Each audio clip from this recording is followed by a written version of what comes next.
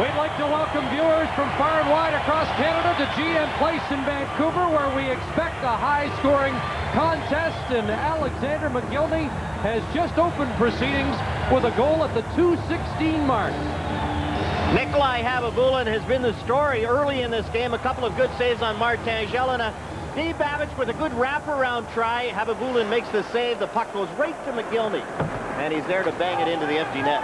Alexander McGillney with his 9th goal of the season, and although this game is just 2.5 minutes old, it's been all Vancouver so far, and back come the Canucks storming again. Ronning kicked out by Habibulin. Babich at the line, watched by Shannon deep. Here's Jeff Brown in the one-timer, misfired into the corner. Daryl Shannon sends it ahead. Brother Darren picks it up at center ice with Ed Ronan. They can't burst through, and Oksuda banks it off the boards the length of the ice. 2 rookies on the starting Winnipeg defense. Ahead, and Igor Korolev now with it for Winnipeg. Korolev along with Solani and Tkachuk, a high-flying jet line that counted 9 points last night in a 7-5 loss against Edmonton. Good hustle there by Scott Walker. It's cleared ahead, and now on right wing, Solani leads the Jets through center ice. Here's Timo Solani with a quick shot. Jets looking for their first shot on Kirk McLean. Solani is checked, kept in by Doy. The big graduate of the Quebec Junior League pins it against the boards. Stoyanov trying to dig it free, and the Canucks dump it to center. Tired team, the Winnipeg Jets, played in Edmonton last night. The Canucks have been resting, and the Canucks have done their smart thing, carried the play right from the opening faceoff. 2:16, the time of McGillney's 9th goal. Dave Babich, the lone assist. And here's Trevor Lindens. Sliding it through, Martin Jelena had 2 glorious scoring chances on his first shift. Mike Ridley centering the line in front, and Jelena was all tied up by Quinn. Now Linden along the boards. Lume, who was a questionable starter for the game, pinched up, and Ed Olczyk fires a long shot high and wide. Shane Doan clears it off target, and now it's Ridley starting back for the Canucks again. 4.5 minutes in, and it's called on the offside as Jelena was in ahead of the play. 1-0 Vancouver at GM Place. Being oneself, styled expressionist, punctuating the ordinary, searching innermost pockets for your ID, detecting the truthfulness necessary to unapologetically say, this is the way I am.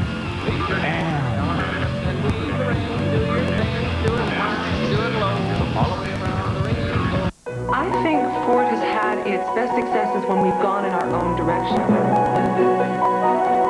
This is why we've given the Canadian car buyer a choice between the Taurus sedan or wagon at the same very affordable price.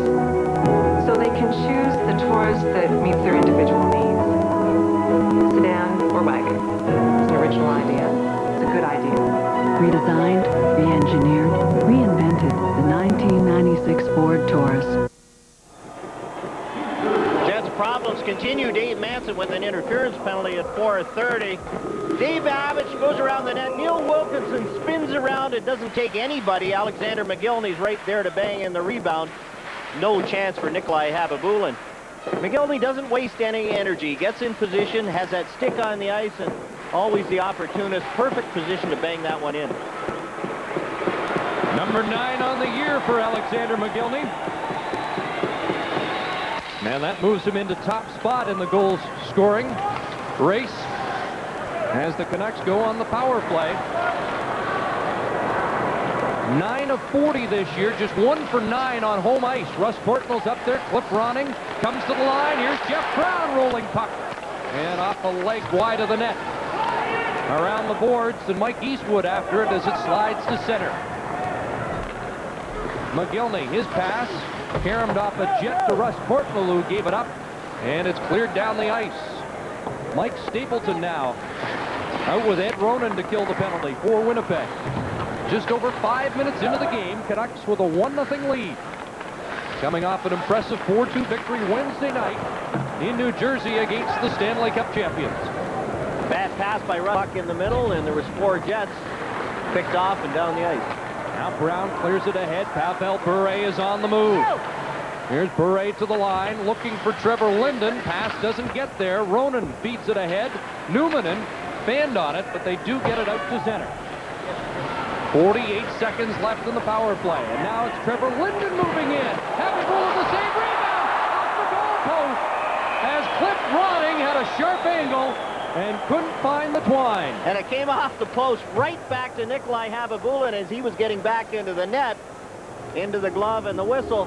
Another good save by Habibulin, very aggressive on Trevor Linden, has a good scoring chance. He's well out. Ronning's got the empty net, but a bad angle off the post right back to the goaltender. Habibulin with a good save. He's caught out of the net, off the post, right back to him. And a break for the Jets and Habibulin. Cliff Ronning with goals in New York and New Jersey on the Canucks swing east earlier in the week.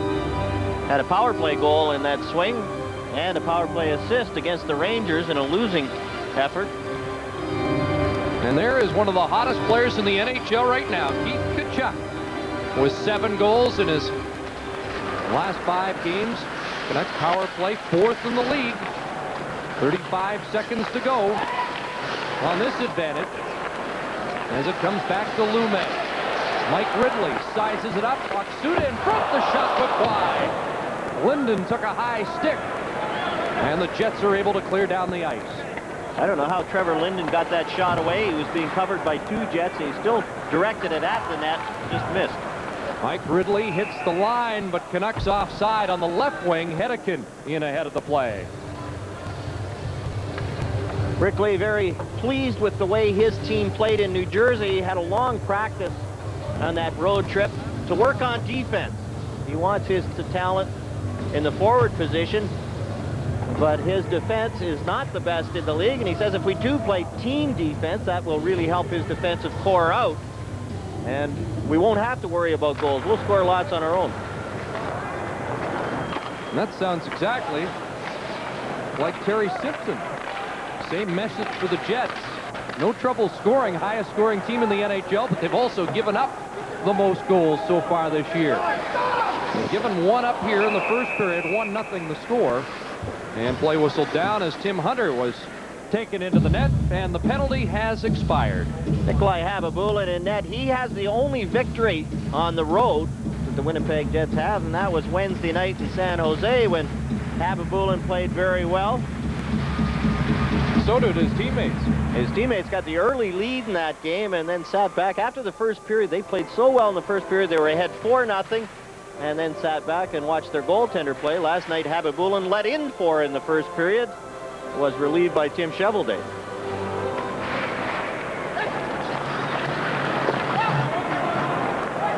Here's Shannon clearing it into the Vancouver zone. Dana Merzen around the boards. Chris King, the captain of the Jets, there for Winnipeg. And now Stoyanov at center ice. He clears it in. This line of Stoyanov, Walker, and Hunter were very impressive in the game against New Jersey. They out-crashed the crash line and earned top marks from the coaching staff for their fine play. Merzen at center, clearing it back in. Shannon knocked it out of midair. The veteran Tim Hunter in front of the Winnipeg bench, bumped by Chris King. Neil Wilkinson just gets rid of it at center ice, and Lume, who has a sore ankle, but took the skate this morning, pronounced himself okay. They wanted to take another look at it in the pregame warm-up, but Lume gets the call tonight. Now Hedekin wheeling at center. Great skating defenseman Brett Hedekin into the zone. Trying to center it, and off a skate to Timo Solani. Here comes Solani with 7 points in his last 2 games. Tkachuk walking in, hits the goalpost, rebound Numanen, and a big stop by Kirk McLean. Jets with their best scoring chance, and McLean gets some help from the post. The 3M Filtrete microparticle air filter outperforms all other 1-inch filters by getting more of the small stuff that's in your air out, like more dust particles. It also traps pollen and mold, particles that could irritate your allergies. It even gets animal dander. Try try the Filtrete microparticle air filter. It gets more of the small aggravating things in your air out, even smoke. Look for the 3M Filtrete clean air filter wherever you buy furnace or air conditioner filters. There are those who say they will get around to it and those who actually do. If you'd rather put things up than put them off, try VersaPack, a new rechargeable battery system that powers a whole range of cordless tools. Black & Decker, it's how things get done. True perfectionists never cut corners. However, they will, on occasion, have to sand them. Introducing the VersaPack cordless detail sander from Black & Decker. It's how things get done. Kirk McLean gets a little help from his best friend. 3-on-2, and the Jets work it perfectly. Tkachuk with the good low shot off the post. Newman's there, and a little help from his post and his defenseman on that one. Kirk McLean keeps it out. Well, Tkachuk has really filled in the absence of Alexei Zhamnov at center ice, and Terry Simpson saying that when Zhamnov comes back, he may not be able to move Keith Tkachuk out of the center ice position. They're expecting Zhamnov could be back by Monday. And Dallas Drake also expected to return to the lineup for the Jets on Monday when they return home against the Detroit Red Wings. They're ending a road trip here tonight, and the Canucks starting a homestand. Jets first shot on goal coming at 7:53, and Solani gets another shot on. Korolev fighting for it, and Tkachuk and Korolev come up with it in the corner.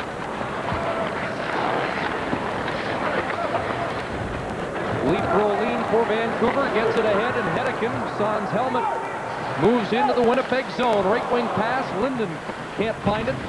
Newman watching him, and Solani will skate out to center. Checked by Jelena. And now Korolev to Solani. There's the blast off the pad of McLean. Linden on right wing. Now to Ridley, hitting the line, looking for Jelena. And Newman in there trying to clear it. Get some help from Doig, and Winnipeg out to center. Boy, this line of Linden every time on the ice has had a dangerous rush so far tonight. And Ridley goes back to the attack. He clears it in and will head to the bench on a change as we've hit the 9-minute mark of this first period. 1-0 Vancouver on the goal by Alexander McGillney. Aksuda in the corner, wrapped up by Manson, rotting behind the net. And Mike Eastwood for Winnipeg. Up on the wing, kept in by the Canucks. Now Quint to Manson. Out to center, Babbage, lead pass, Aksuda, and McGillney at the line. Quint there for Winnipeg, and he feeds it ahead to Eastwood and Shannon. Shannon stepping over center and clearing it in. And Ronan after it, the former Canadian, gets it behind the net. Eastwood, Daryl Shannon moving up.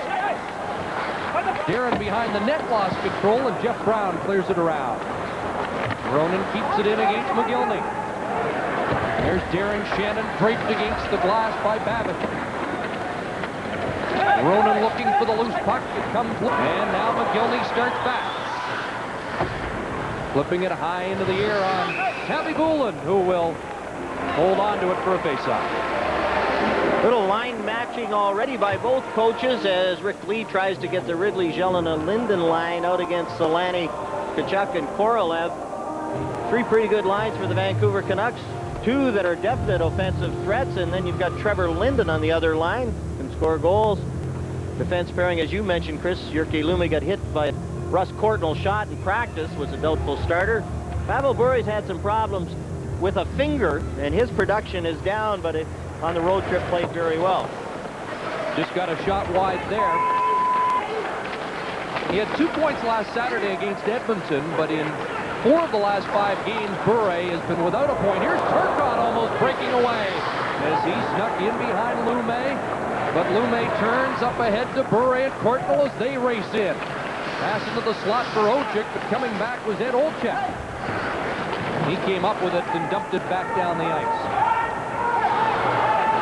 Alexander McGillney, the lone goal, is 9th of the year. And a correction, Brian Savage is the league leader after the hat trick tonight on Hockey Night in Canada. 1 ahead of McGillney. Turcotte coming back to take it away from Bure. Darren Turcotte to the line, just got out of the way of a storm. McLean feeds it ahead on the tape to Stoyanov, who loses the puck. Puck loose there, but Stapleton can't come up with it. And Jason Doig goes back to get it. Now Stapleton into the Vancouver zone, gets the pass to McKenzie. Back comes it on the glove side. Shot goes wide. Teppo Numminen after it against Tim Hunter. McKenzie along the boards. Chris King battling for the puck behind the net, trying to center it against Scott Walker. King gets it to Stapleton. Here's a shot right on, and the rebound to Hunter. Off the boards, kept in by Stapleton. Nice work by this jet line of Stapleton, King, and McKenzie. Now the Canucks up with it, and it's Hedeken at center. Clearing it in, Javi Bulin under the net, clears it to the line, kept in by Hedeken. There's a shot that doesn't get through, and... Introducing a new points program from Petro-Canada. Petro Points. It seems some folks are willing to go any length to get them. Buy gas, get points, get rewards, get Petro Points. The new points program for your car from Canada's gas station. You know, the road of life can be unpredictable. That's why I always travel with my own little safety device. Only your MasterCard now offers Master Road Assist. 24-hour roadside service anywhere in Canada and the U.S. So, whether you run out of gas or, heaven forbid, have a little roadside mechanical problem, no worries. With MasterCard's Master Road Assist, they're behind you all the way. It's just joined Steve Armitage. You're looking at Gate 9, the media entrance for GM Place. 19,000 inside. Looking at the second half of our doubleheader tonight on Hockey Night in Canada, the Canucks and the Jets. 75 paces from there, and another 50 this way is the airlock to BC Place Stadium. The Lions are playing the Saskatchewan Roughriders. Just stuck my head in the door.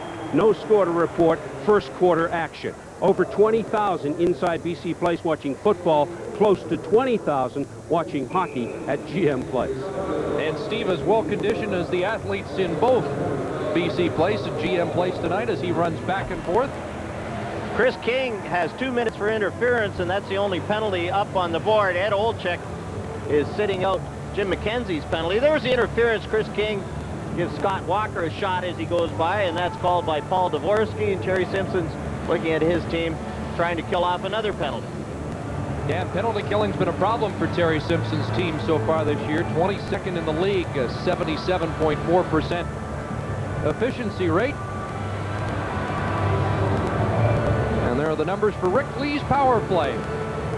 No shortage of firepower as he sends out Linden, Ridley, and Oksuda with Brown and Bure on the points.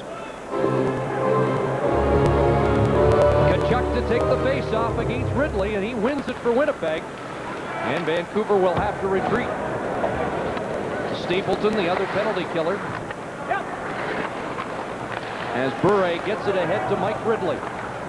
3 points in the New Jersey game ahead to line mate Linden, who drops it back. Brown around the boards. Manson behind the net for Winnipeg. Can't get it by Bure at the point. Now Bure took a punch at Keith Kachuk after the hit, and Pavel Bure is going. A retaliation penalty, a good hit by Keith Kachuk. And Pavel Bure does have that edge. The players in the league know it. Kachuk had the hands up high on his hit on Bure, and Bure reacted and takes the roughing penalty, and there goes the power play. Lead to number 96, Pavel Bure, 2 minutes for roughing. Time 12:24. Kachuk hits Bure, good solid hit. The hands are up high, and watch Bure. The right hand comes down. He punches at Kachuk, takes the roughing penalty. He didn't connect with that right hand. Paul Dvorsky was over at the other side of the ice and made the roughing call. So 4-on-4. Hockey is Eastwood on the draw against Ronning. Ronning and McGillney. Eastwood and Darren Shannon. And Cliff Ronning to the line. Lume jumps up with them and then gets crossed up. Ronning hangs on. Now finds Pennick in the drive. High. And Happy Bullen ducked down on that shot. Now Neil Wilkinson, former Medicine Hat Tiger, former teammate of Trevor Lindens and Jr., flipping it into the Vancouver bench for another faceoff. Gridley grabbed that one, throws it up into the stands. The big line for the Winnipeg Jets.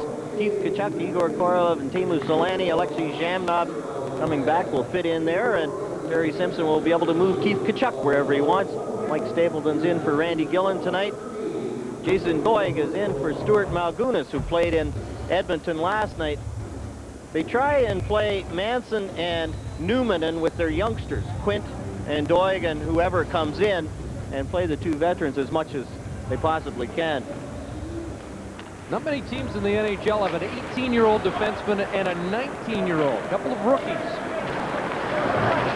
paying their dues with the Winnipeg Jets. Turcotte batted that out of midair. Under 7 minutes left, first period. Alexander McGillney has the lone goal so far. Etikin to Lume. And now Trevor Linden will lead the Canucks through center. Martin Gélina working against Manson, who won't let him by. Newman drops it off, and Dave Manson has it. Tough night last night for Manson in Edmonton, but he's had a rebound season so far, playing well on the Winnipeg defense. Manson to the line. Turned back and lost possession. Here's Babbage, and he's checked by Tkachuk. At the line, it's Gélina taking over. Martin Gélina looking for help, finds Babbage. He's checked, and now Tkachuk with Solani. Here come the Jets, a 2-on-1. A shot right on the rebound. Swept away. Timo Solani is there. Timo working against Babbage, who takes it away. And the veteran Babbage ahead to Gélina and Courtnall. Speeding into the Jet zone with a nice move. And Manson got it back and gives it to Tkachuk. 5:45 to go. Chris King got a double minor. They had just 2 minutes up to start with. They made it a double minor, so the Canucks will go back on the power play as Pavel Bure steps back on the ice. And Bure is back. 90 seconds left. Being that double minor now to Chris King. Winnipeg Jets using Keith Tkachuk and Teemu Solani. 4-on-4 hockey. Canucks turn it over at the blue line. Dave Manson pokes it free, and it's a 2-on-1 played very well. Keith Tkachuk has one choice, and that's to shoot the puck. Kirk McLean comes out. Everybody does their job. Tkachuk has no play to pass it. Tees it up. McLean's well out. Cuts down the angle, makes the save, and the rebound goes away from Teemu Solani. Keith Tkachuk with 5 straight multiple-point games now. So he's averaged at least 2 points a game during this recent tear. Shots on goal in the period, even at 5 apiece.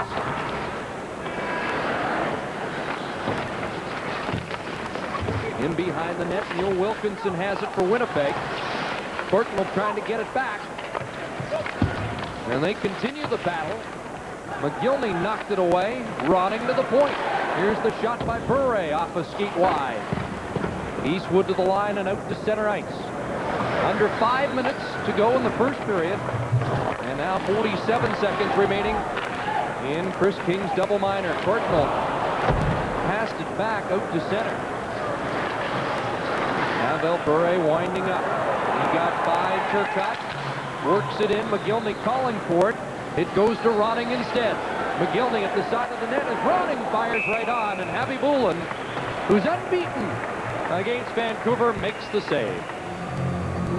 When Nikolai Habibulin's playing well, he's similar to Patrick Waugh. He gets his chest in the way, he gets square to the play and tries to take everything off his upper body. He gets perfect position on Cliff Ronning. And there it is, off the upper body, and squeezes it in to make the save. He has a tendency when he's not playing well to sit back in his net, and a lot of the pucks go either under him or through him. Had some tough luck last night. 4 goals in the first period, 1 a deflection, 1 was a screen, but Coach Simpson said when 4 get by in 1 period, it's time to make a change. Even if you just change the team's direction. Usually they look around and say, well, we better smarten up. And they did. Jets actually fought back to take a 5-4 third period lead last night. And then the Oilers scored 3 straight to win it. Dana Merson going back to get it. McLean has sent it ahead for Linden and Lume. 9 seconds of the power play for Vancouver. Jelena lost it to Manson. Linden takes over. Trevor Linden as King returns to the ice. Linden takes a look. The collision between King and Merson, they both went down. Linden to Lume. There's the shot through traffic, and that one deflected wide. Ojek after it. Korolev comes up with it.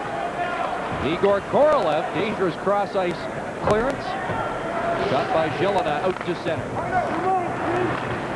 Martin Jelena with Solani lurking behind him. Under 3.5 minutes to go. Puck cleared down. Newman in there for Winnipeg. But Jelena looking for the loose puck. Solani gives it to Kachuk, and back come the Jets. Timo Solani into the zone, drops it back. Shannon to Korolev, scores! A pretty tied goal for Winnipeg.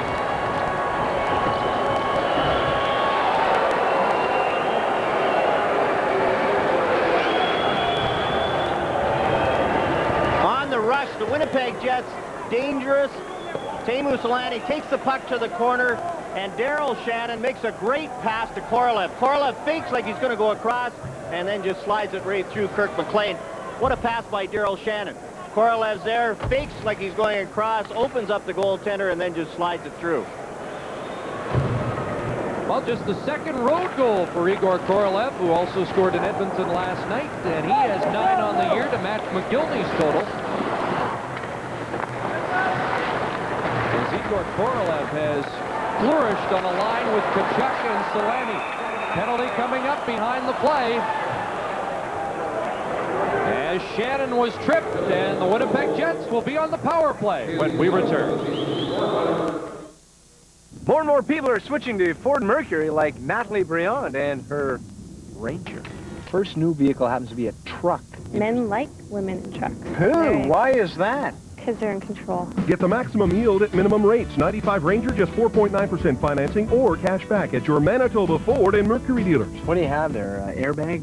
Both dual airbags. Dual airbags? Yes. Where do you go for fun? Bissett, Manitoba once in a while, so this will be great on the highway. May I have the pleasure of closing your tailgate? Uh-oh. Looks like systems problems. How long before the unit fails? Who knows? What about the backup? That is the backup. And they make them in Montreal. UPS introduces early AM service to the States. Bonjour, Montreal. Guaranteed overnight from Canada to U.S. business centers before 8 a.m. You'll have it by 8 tomorrow. 8 a.m.? Somebody up there likes us. UPS early AM to the USA.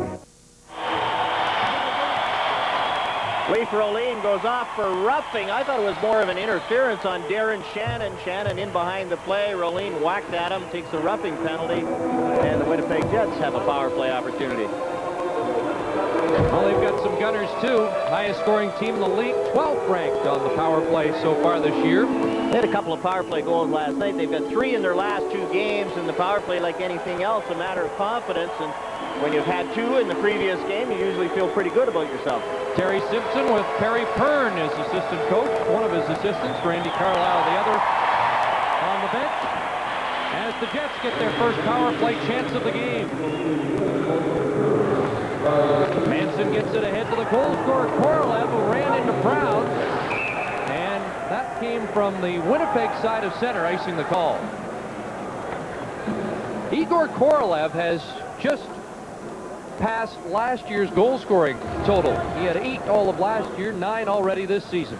Jeff Brown back in the lineup. Good solid hit on Korolev. You saw Brown, no elbow, got in position. Korolev touched the puck, no interference. Jeff Brown back in the lineup and playing a little more aggressively than he did in the games before he was sat out by Rick Lee. 2:39 to go in this first period, a 1-1 tie. And just 15 seconds into the Jets' first power play of the game, as Kachuk gets waved out. And Korolev will move in. Yeah, they called last year a breakthrough season for Korolev when he scored 8. What are they going to say this year? He really had problems when he came over with the language, couldn't speak any English at all, went to St. Louis, was a lost sheep, and found a home in Winnipeg. And here he goes again. Igor Korolev centering it off the stick of Brown. Darren Quint moves up. Solani takes over. Drops it back. Quint at the line, and a shot right on Kirk McLean. Off the stick of the rookie, Darren Quint, the former Seattle Thunderbird. Dave Babbage talking things over with Kirk McLean on the positioning as McLean ended up freezing that puck. He doesn't like to do that. He handles the puck so well that he even gets himself in trouble. He's so confident in handling the puck. That time he froze it and gets a whistle. Boy, how about the Montreal Canadiens? 1 week, 5 straight wins, back to 500. And our buddy Rick Bowness got the Ottawa Senators into first place, but loses today against Florida.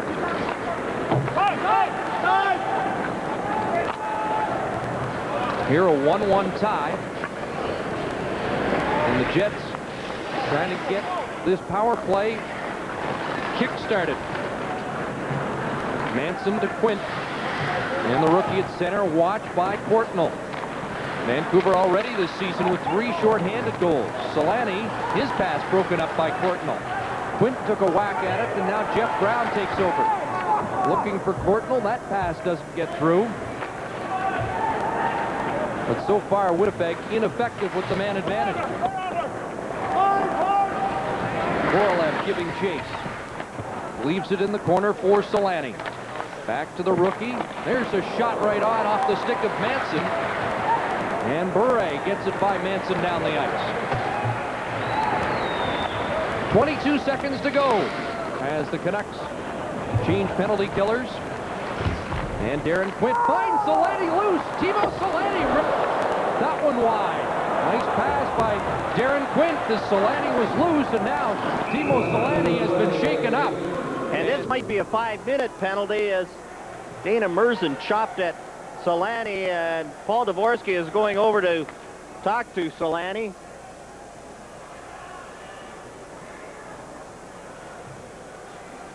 Five seconds left in the penalty to Leaf Rolene, and I think Dana Merzen is going to get away with a 2-minute slashing penalty. Penalty to number 5. Great pass by Darren Quint. For slashing. Solani waits for the puck, gets it, minutes. and Dana Merzen, a short chop on Solani, and that's a 2-minute slashing penalty. He didn't get the hands together. They're still apart, and the short chop on the arm. Solani goes down, and the 2-minute slashing penalty is called by Paul Dvorsky. 59.8 seconds left in the period. And Merzen off. Solani with that big night in San Jose. 2 goals, 3 assists. And what might have been the Jets' best effort so far this season.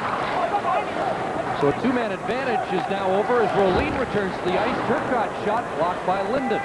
Wilkinson gets it across, in behind now. Fed back to Wilkinson. Here's Newman, and shot right on. Rebound!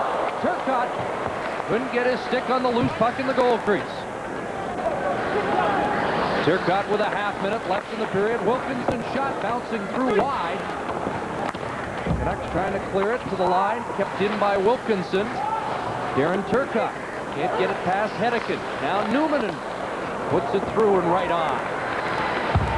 Lume lost control. Newmanen back at the point again, spinning away from Lume. Final 10 seconds of this first period.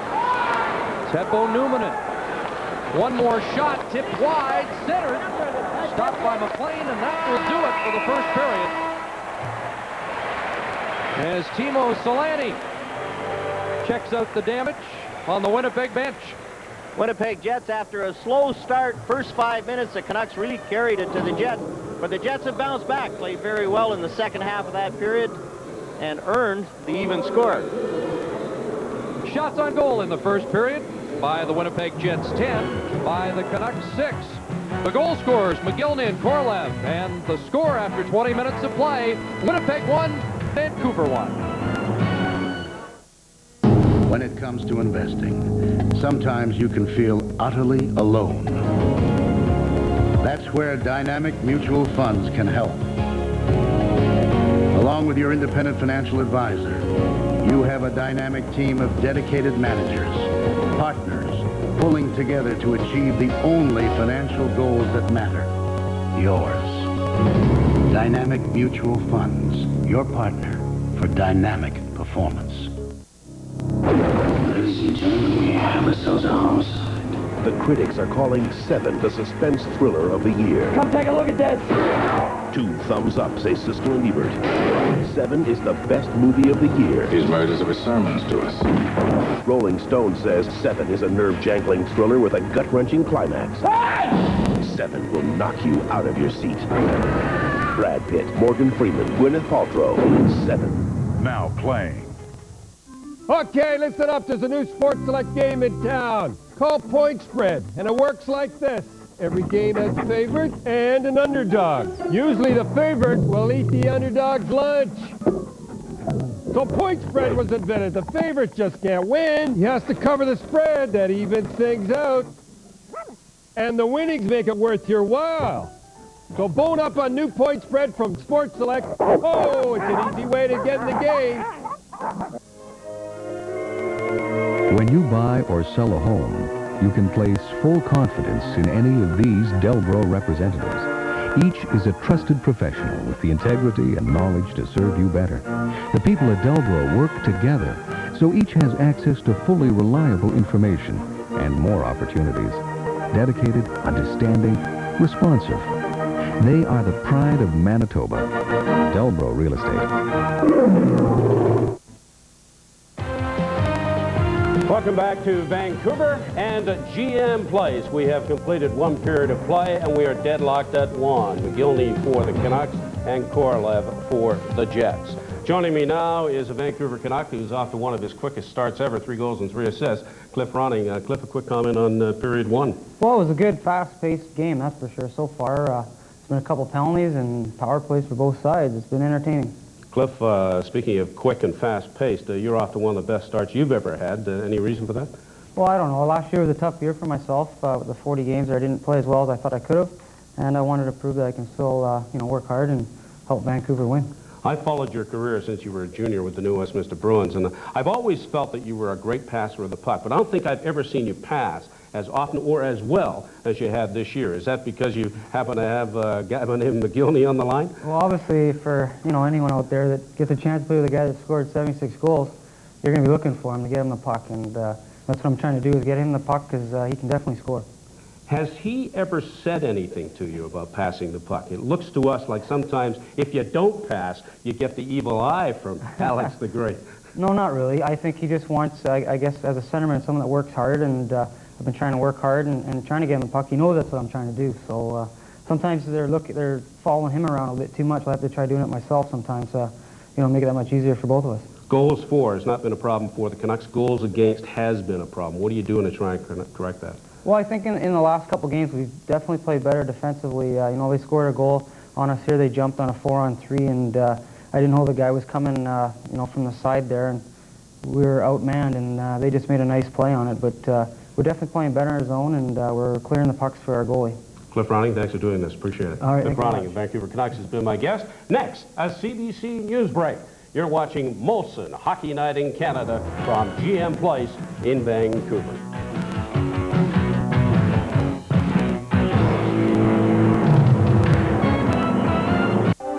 Imagine all the things you can get right now at Rent-All Supercenter, Manitoba's largest rent-to-own. No one is refused at Rent-All. Furnish your home affordably with Rent-All. Living room, dining room, and bedroom sets starting as low as $17.50 a week at Rent-All. Remember, no one is refused. The sky's the limit at Rent-All Supercenter, 427 McPhillip Street, Winnipeg. Introducing a new points program from Petro-Canada. Petro Points. Petro Points help you earn free rewards for your car. Coming! Of course, it's what you do with your rewards. Oh, Henry.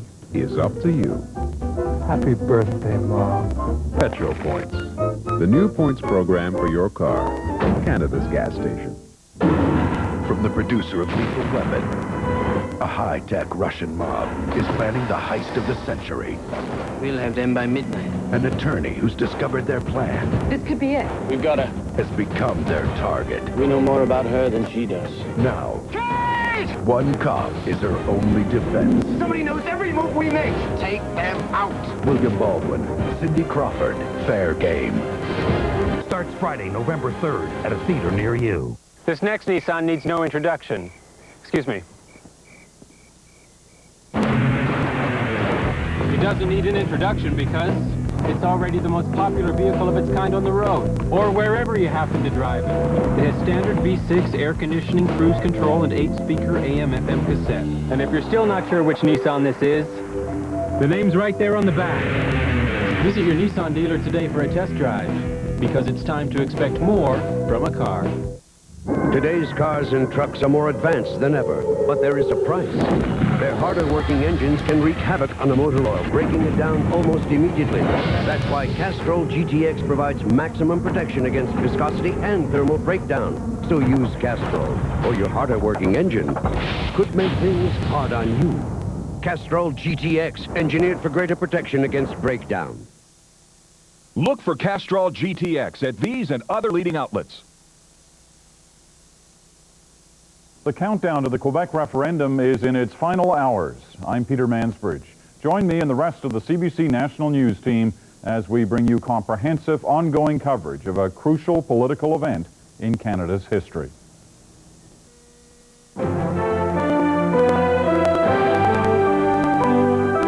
Saturday Reports with Paul Hunter. Good evening. Just one day to go now until Quebecers vote in a referendum that could break up Canada. As the campaign enters its final hours, both sides are going all out to reach crucial undecided voters. Our coverage begins with the CBC's Lynn Robson. This is the campaign that 4 weeks ago was 8 to 10 points behind Federalists in public opinion polls. And this is the campaign leader who had to make way for the more popular Lucien Bouchard. Now Sovereignists are feeling victory within their reach. Their daisies, their sign of hope. Still, the campaign is not over. When Parizeau attacks anyone he thinks could hurt his chances of winning. New Brunswick téléphone, BC téléphone. During the day, he tells people most Canadian phone companies are offering free calls to people who will try to convince Quebecers to vote no. Later, he points out the CRTC refused the phone company's request. Salut, le CRTC. Still, he says, outsiders should stay out of the referendum. I don't particularly like intrusions. Neither, apparently, to his supporters. They accuse Federalists of trying to scare Quebecers into voting no. It's a fear campaign, she says, and that's why Federalists are not winning. But Parizeau's final message was directed at undecided voters. Do not panic, he told them. The day after a yes victory, the Canadian flag would still fly in the province, and there would be little change here. Little, at least, until Quebec could be declared a sovereign country. Lynn Robson, CBC News, Reporting. At this rally for young Federalists, the energy level was as high as it's been since the campaign began. But few here will deny its nervous energy, as no supporters come to terms with the possibility the Sovereignists could win. I'm very, very nervous. It's too close to call. I love Quebec and I love Canada and I want things to just stay together. And I want it to be united. That message of unity is something the no side is counting on. A stark contrast, they say, to a yes campaign that's increasingly hostile to the rest of Canada. Surtout, n'allez pas voter dans un contexte d'amertume ou de mépris. Don't vote out of contempt, Jean Charest says, even if that's what the yes side is telling you. It'll leave some deep divisions, and, you know, on the, I think the yes side has a lot to account for in that regard. They ran a campaign that was very divisive, and they did that deliberately.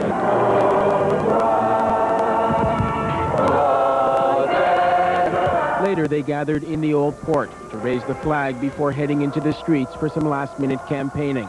At the same time, Daniel Johnson met with local campaign organizers to fine-tune their game plan for referendum day. And that's an area where the no side is confident it has a clear advantage. It believes it's better organized to get the vote out, an advantage the Federalists say could be decisive in a race as close as this. Jed Gain, CBC News, Montreal. And the latest polls show the referendum vote will be close, and that's causing concern all across the country. Tonight, Canadians in several cities held marches, rallies, and vigils, hoping to make a difference in Monday's vote. In Ottawa, a candlelight vigil for national unity on Parliament Hill. There were no official speakers, but mics were set up for anyone who wanted to send a message of unity to Quebec. And I just don't want to see Quebec leave, and when the rest of the world is trying to stay together, I'm doing whatever I can to keep it together. A Canadian has given new meaning to the term working without a net. Toronto-born Jay Cochran set a new world's record today for the highest and longest tightrope walk ever completed. Cochran took almost an hour to walk 640 meters across China's mighty Yangtze River, using a pole for balance 300 meters above the river gorge. A crowd of about 100,000 people gathered to watch his daredevil feat. Known as the Prince of the Air, the 51-year-old Cochran has walked more than 1,600 kilometers along tight ropes over the past 36 years. He learned how when he joined the circus at the age of 14. And a reminder, daylight savings time ends at 2 o'clock tonight. Set your clocks back 1 hour unless you live in Saskatchewan. They're on standard time all year long. That is Saturday Report for October 28th. Tomorrow, join CBC News for special coverage on the eve of the Quebec referendum. An hour-long edition of Sunday Report. CBC News World special coverage begins at 9 Eastern Time. For CBC News, I'm Paul Hunter. Now, back to hockey night in Canada.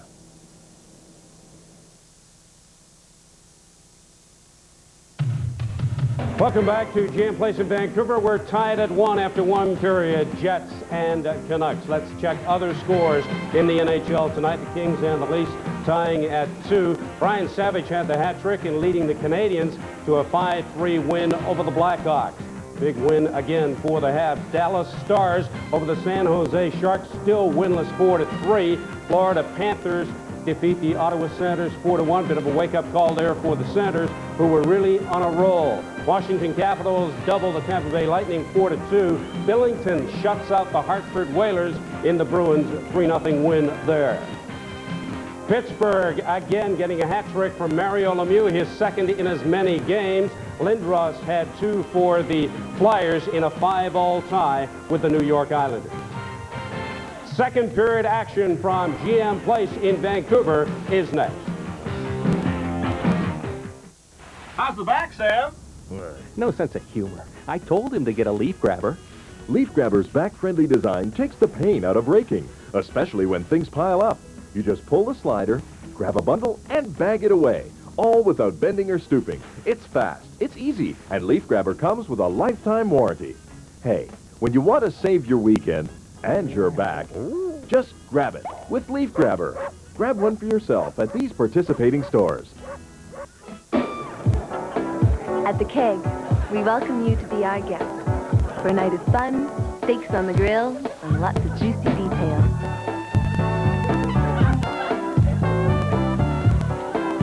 That's why people keep coming back to the Keg.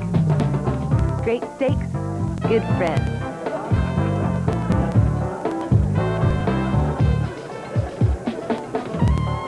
See you tonight. Hello, I'm Mariette Hartley for Blinds Are Beautiful. Sometimes you need professional advice. For your window coverings, I recommend the professional decorators at Blinds Are Beautiful, who will come to your home absolutely free. They'll show you all the latest colors, styles, and fabrics that are available and put it all together, creating just the right look for your home. Call Blinds Are Beautiful for your free in-home consultation. They take care of everything, and you'll love the discount prices. Call now and see your home in a whole new light. Now you can print, copy, and fax all your documents right from your desktop. Introducing the Canon GP55 series from National Typewriter and Office Equipment. It's a 30-page per minute network printer, full-feature digital copier, and Canon's most powerful flame paper fax, all in one system that works on your network. Call National today at 944-777 and make your office more productive. With the Canon GP55 from National, now you can. Imagine an automobile where every component is engineered to such precise tolerances. It feels as if it were formed from a single piece of steel. Introducing the all-new Mercury Sable. The 1996 Mercury Sable, now available in sedan or wagon for the same price. Imagine that. Imagine yourself in a Mercury.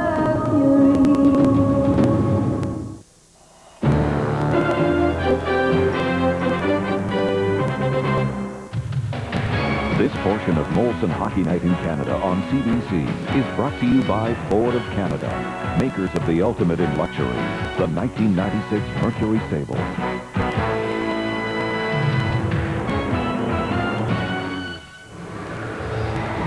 Welcome back to GM Place. Teams are back on the ice for the second period. Score tied at 1, and moments ago, Steve was at the Winnipeg Jet dressing room. With me now is the Jets assistant coach, Randy Carlyle. Randy, I think this is the kind of game that you would have enjoyed as a player. It's a lot lower scoring than those of recent past. Well, we were in a 7-5 game last night, and it's nice to see that we can finally play some defensive hockey. But I guess I would have enjoyed this 1-1 type of game. But these young players nowadays, they have a lot more speed than what I had in my time. Has that been the only problem in terms of the goals against, the speed of the oncoming forwards and maybe the slow Winnipeg defense?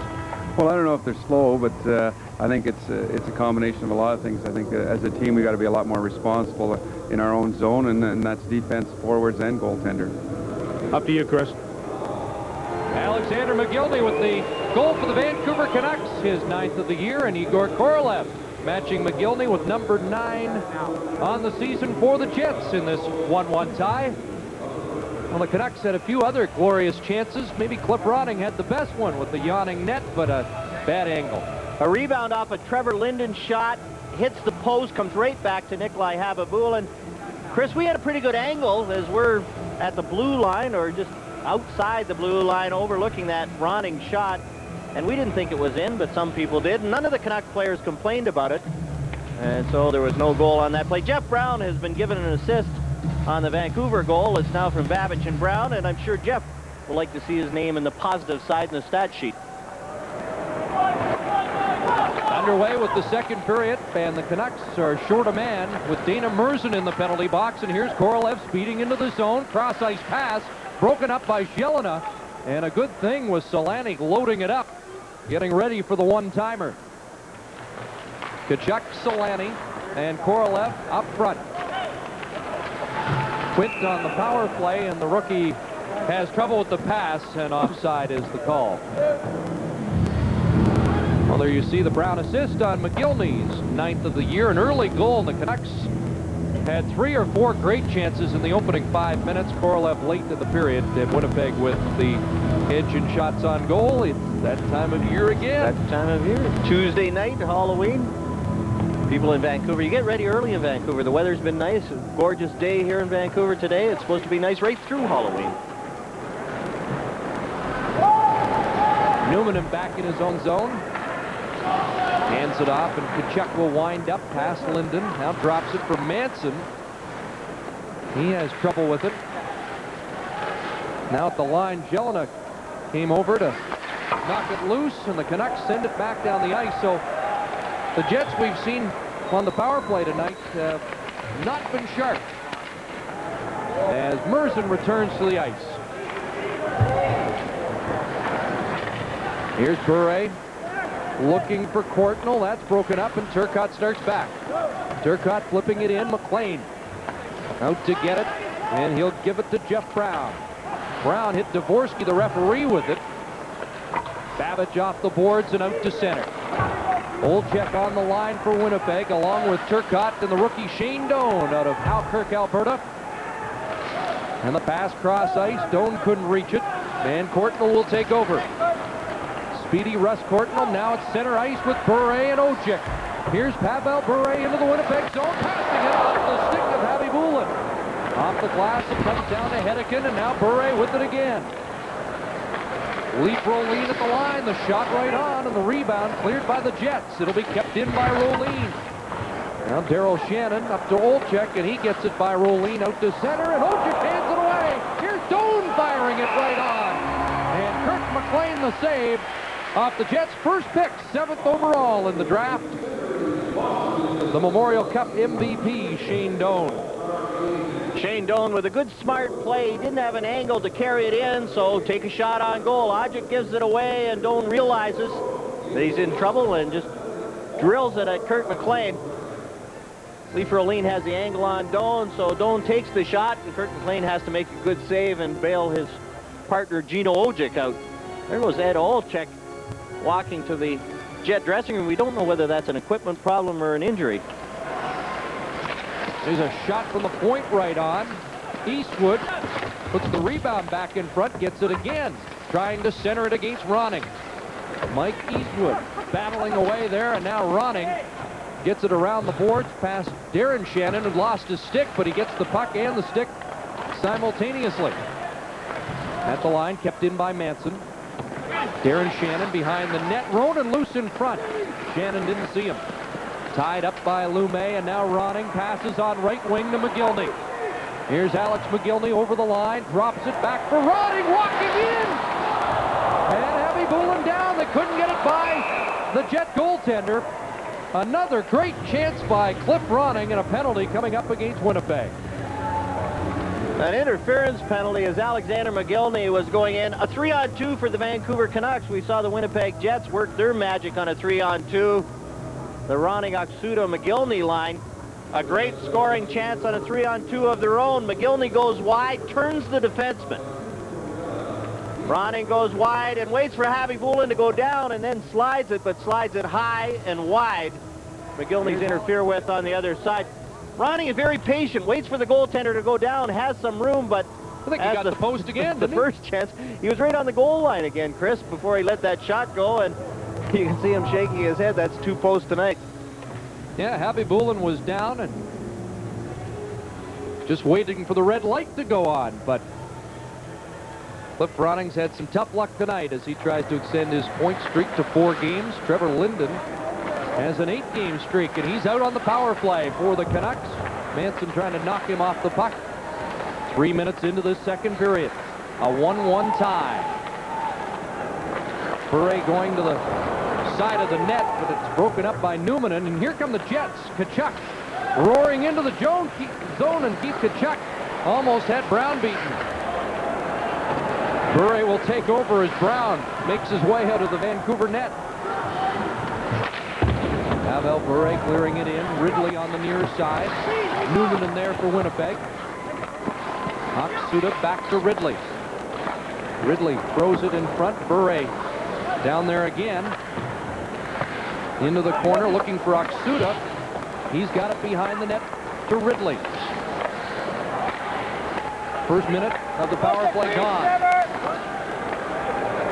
Back to the point. Jeff Brown fakes the shot. Ridley. Back to Brown. There's the drive.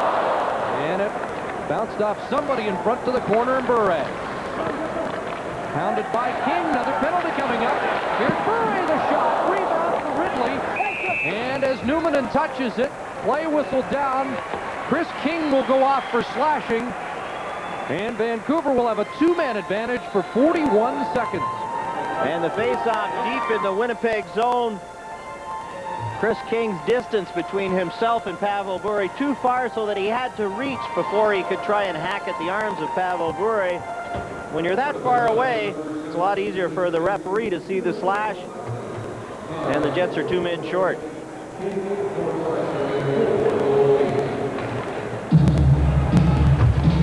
Well, we're tracking the ice time of some of the prominent participants tonight, and these 2 guys will log the most ice time of the defensemen, and it was just about dead even in that first period.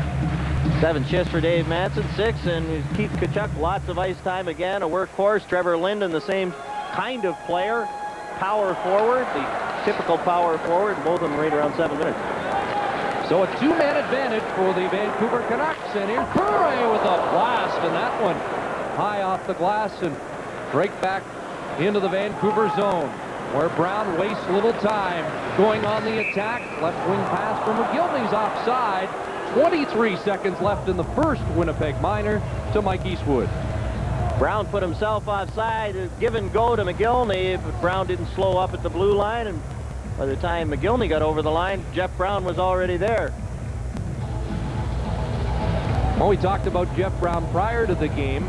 Brickley told me this morning he wanted Brown in the lineup for the New Jersey game. He only planned to sit him down for one game, and then, and Lee wouldn't elaborate, said circumstances changed. Circumstances changed. And they will meet tomorrow to attempt to put all of this brouhaha behind them. And the communication problems, people seem to get the impression that Rick Lee has problems communicating with the players. Well, he doesn't. He has one-on-one meetings more than just about any coach that I've ever seen. Shortened season last year. He keeps track of the individual meetings. He had over 400 individual meetings in a 48-game season last year. Here's Bure. Dozen seconds left in the two-man situation. Nice play by Newman to keep Bure outside. And now Courtnall with the shot. And that may have caromed off the post. Brown in deep. It's a one-man advantage. In front and riding on the quick pass by McGillney. Just missed there. Tkachuk lost it in his skates. Can't clear it out. And now Pavel Bure takes over again. 65 seconds left in the man advantage. And the puck comes outside the line, and Vancouver will have to vacate the premises. They use that opportunity to change up the power play. McGillney stays out. Lume and Hedekin are on the points now. Ridley back out with Linden. Hedekin tries to ring the board. Khabibulin cut it off. Manson hit Ridley with it. Here now the Canucks with a chance. Nice play by Oksuda, and a stick check by the goaltender. Linden along the far boards. Give and go with Hedekin. Khabibulin with the save and the rebound right to Ridley. Back to Lume. 20 seconds left now. In the power play for Vancouver as Lume fires. That hit the goal post. And Khabibulin has had some good fortune tonight, and now a steal for Stapleton. Here's Stapleton, a weak shot wide. Now back for Linden and Ridley, and the penalty over. Chris King returns to the ice. Jyrke Lume centering it across. Oksuda there. Down for Ridley. He couldn't control it, and Winnipeg back out at center. King and Stapleton into Vancouver territory.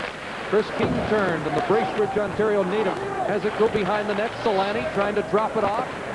Here's a shot off a skate wide. Manson in behind the net, and play whistle down. 6:34 to gone here in the second period.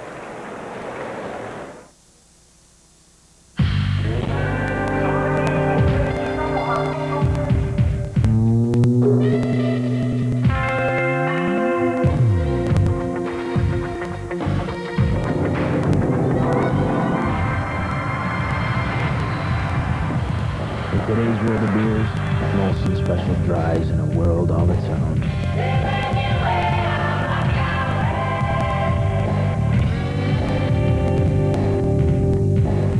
When it comes to shopping for auto parts, come into UAP Napa, because you can trust your local UAP Napa auto parts store for superior parts availability, expert advice, and friendly service. And watch for UAP Napa's Fall Frenzy Flyer. Sale is on October 2nd to October 31st. So when you need quality parts and accessories, put your trust in UAP Napa Auto Parts. UAP Napa. We are real auto parts people. One of the beauties of GM Place is there is not a bad seat in the place, but I think I found the very best. This is one of 3 restaurants in GM Place. It's called the Orca Bay Grill. For about $150, you get 2 seats to the hockey game. You get to eat and drink. What more can you ask for? Yeah, but did he pay for that seat? Did he pay for the beer? Shane Doan sits out of too many men on the ice as the Jets had 6 guys on the ice, and they were all in the play. They were all inside the Canuck blue line. An obvious call for Paul Dvorsky.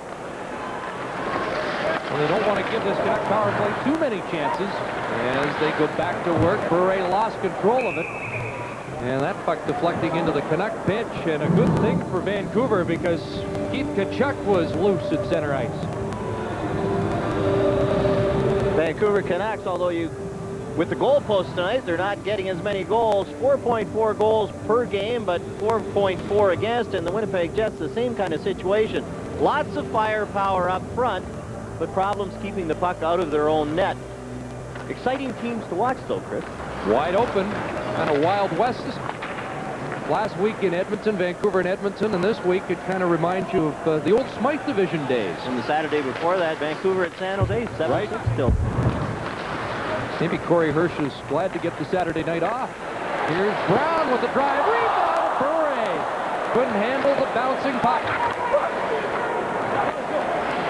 Brown to Bure, and another penalty coming up. And once again, it's going to be a two-man advantage for the Canucks as they give the puck up. This time, it'll be a minute 10 with a two-man advantage. And again, the face-off is deep in the Winnipeg zone. And this is Dave Manson is getting 2 for slashing. Dave Manson has played very well this year for the Winnipeg Jets, one of their leaders, and very much under control. Terry Simpson coached Dave Manson to a Memorial Cup championship in Prince Albert, rejoined in the NHL, and Manson has played very well under control this season. Last year he was running around and was not very effective. Has the reputation and doesn't have to prove it every night. Pavel Bure goes to the net. The shot from Jeff Brown comes through. As you said, Chris, it bounces. It's a hard shot and a hard rebound. It goes right by Pavel Bure as he was in a little too close. Rebound right by him. But this is an enormous opportunity for the Canucks to regain the lead. But the power play's misfired so far tonight. 0 for 5 and just 5 shots on goal. Couple of posts and a couple of other good scoring chances that just went wide. Brown and Bure, the trigger men on the points, and Brown keeps it in. Bure in low, and McGillney, the one-timer across the goal mouth. Portnoy beating it back to Bure. Shot, Happy Bullen, what a stop. He's down, and it's under the pad. Tell you what, point-blank range, and Happy Bullen beat Pavel Bure.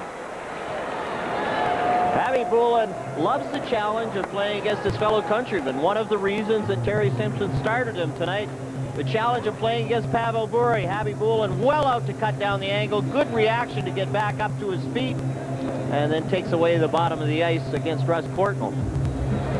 Well out, makes the save, but right back to his feet to get in position.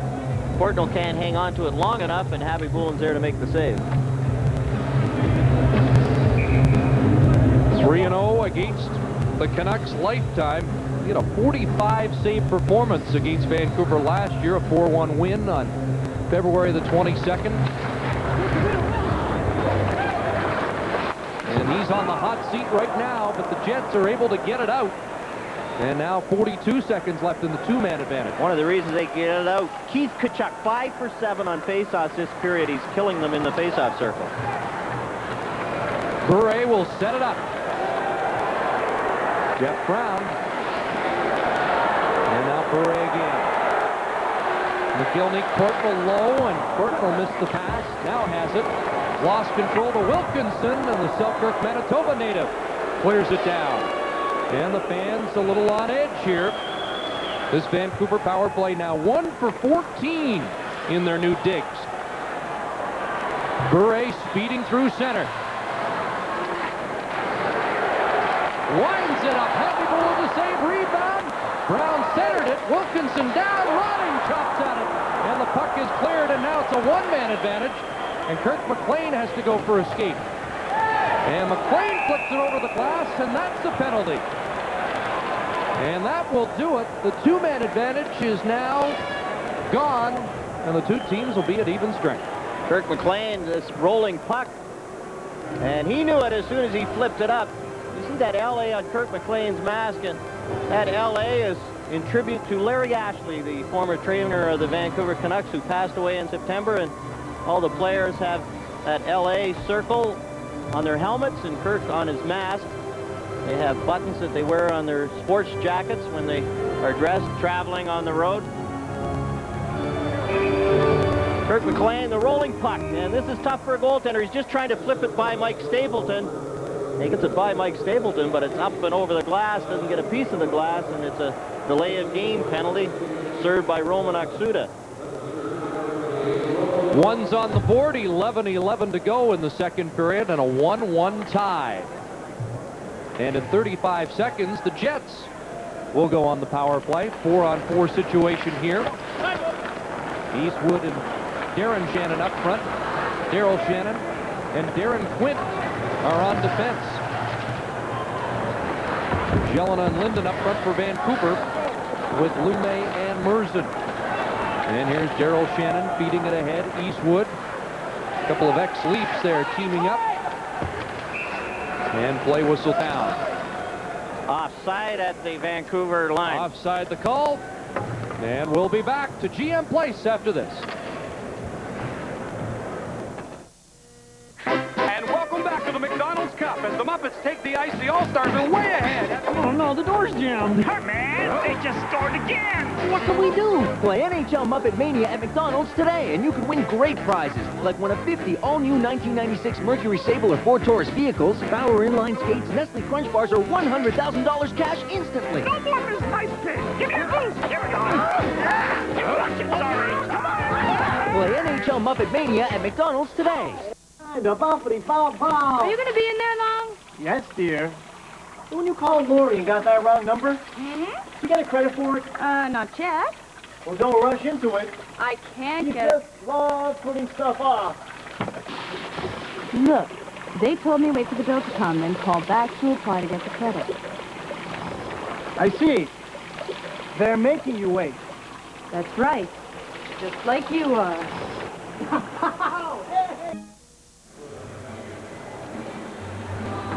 Guy reminds me of an old Vancouver goaltender. And while they set up, let's join Steve. Thank you, Chris. I'm in the press box with Alexei Zhamnov at the Winnipeg Jets. Alexei, good news for the Jets fans. You may be back as early as Monday. Yeah, I hope so. You know, like, I feel right now great, you know. I mean, great in the last week, so it's, I hope so. I play Monday with Detroit. How has the fractured tibia affected your play? What is the shooting, the passing, skating, stop, start? Well, like right now, I just, you know, it's easy to skate, but it's hard, a little hard for, you know, stop and shoot. But, you know, right now I feel much better, and last few days, you know, like, my knee better, so I hope so I start playing Monday. Chris, back to you. All right, Steve. Alex's teammate, Abby Boulin, with a little more magic in the net, and another chance for Martin Jelena on the rebound after Trevor Linden tested the goaltender. Trevor Linden with the shot that's deflected, and that's why Nikolai Habibulin can't control this rebound. And watch this attempt by Martin Jelena. Jelena tried to slide it through his legs. The shot by Linden, and watch Jelena. He's got his back to the net, tries to slide it through his legs, but can't get it to go. Habibulin's there. And now the Jets have the man advantage. Twice in the second period, the Vancouver Canucks unable to capitalize with two-man situation. Korolev clears it around the glass, comes down for Solani, hands it off to Tkachuk, back to Solani. Quinton Manson poised at the point, off the stick of Walker, but the Jets maintain possession. Now they turn it over, and Scott Walker gets it down the ice. As we pass the midway point of the second period, a 1-1 tie. Alexander McGillney and Igor Korolev, the goal scorers here tonight, both with their 9th of the year. Quint sends it in. Solani dumps it in the corner for Korolev. Solani out to the point, takes the return feed, watched by Merzen. Timo to the point, one time by Manson, rebound, and Tkachuk couldn't get good wood on that rebound, loose in the goal crease.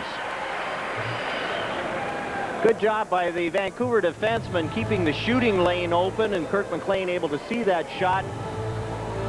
Keith Tkachuk is complaining. To Paul Dvorsky, I think Tkachuk was saying his stick was held in front. Shot cut through. Kirk McLean has that shooting lane. Jyrki Lume on Keith Tkachuk doing his job, and Dina Merzen doing a good job. Trevor Linden takes his man, gets out of the way, and Keith Tkachuk can't get to that rebound. Tkachuk came into the game second in NHL scoring behind Mario Lemieux. Big 66 with a hat trick tonight. And we saw killing the two-man disadvantages, Keith Tkachuk and Dave Manson. Manson has already played over 7 minutes here in the second period, and Tkachuk key on the faceoff. Vancouver won that draw, though, and Babbage gets it out through center. Courtnall in pursuit and comes up with the puck at the Winnipeg line. Now Tkachuk takes over. Dying seconds of this Jet power play, and the penalty killing has either been great or the power plays not very so far tonight. Korolev jostling with Babbage as Vancouver takes over, and Bure to the line. Drops for Oksuda. Jeff Brown going to the net. Oksuda trying to turn away from the checking of Eastwood. Gave it up. Solani couldn't reach it. Here's Courtnall, and he can't get a shot away. Solani on the move. Checked by Oksuda. Nice bit of back checking there, and here comes Vancouver. Pavel Bure, nice move on the rookie. Across Babbage and Abby Bullen. Out to challenge. Babbage with a tough angle, and he's caught. Here's Eastwood the other way. Big shot, and coming across, Jeff Brown. Nice cover by Jeff Brown for his partner Babbage. Here's a shot on McLean, and Gino Odjick comes up with it. And behind the play, a penalty coming up, and Dave Babbage not in agreement with referee Paul Dvorsky.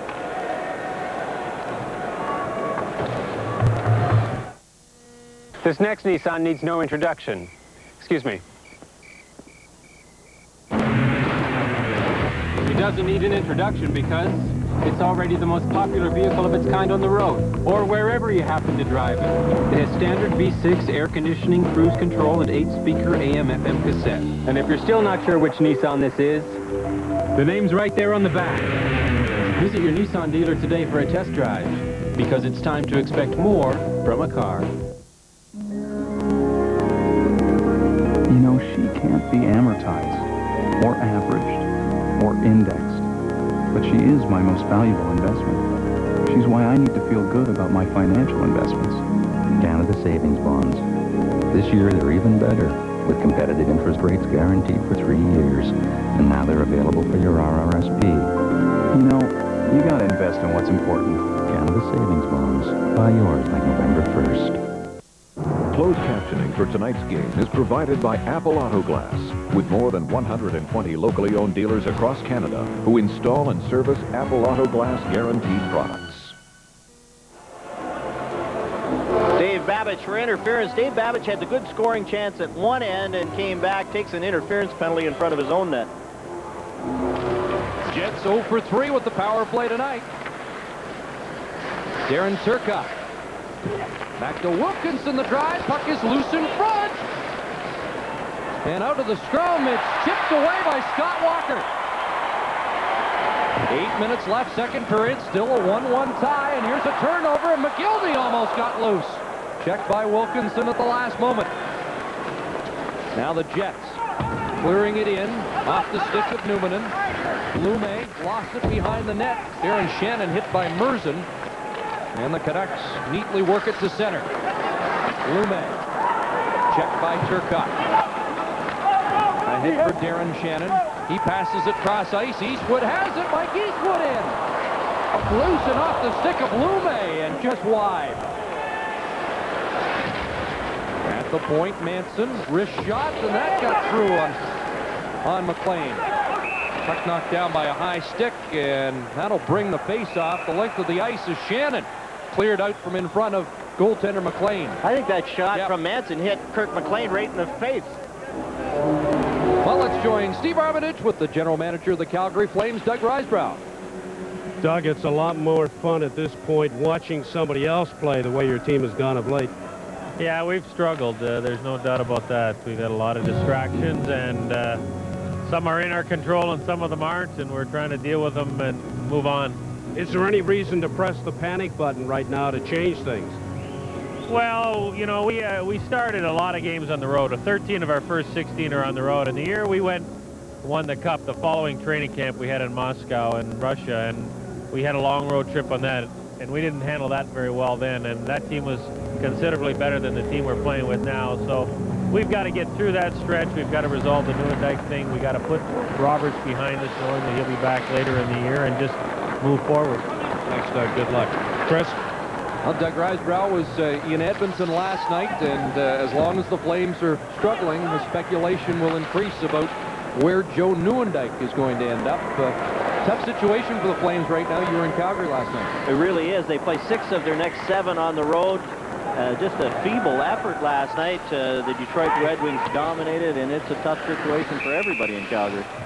Well, what's going on with the power plays tonight? Now the Jets are struggling after Vancouver had squandered their 2-man advantages. 27 seconds left, and Pat Quinn would like to see some production out of his power play tonight. And I'm sure Doug Risebrough would like to have some of Pat Quinn's forwards.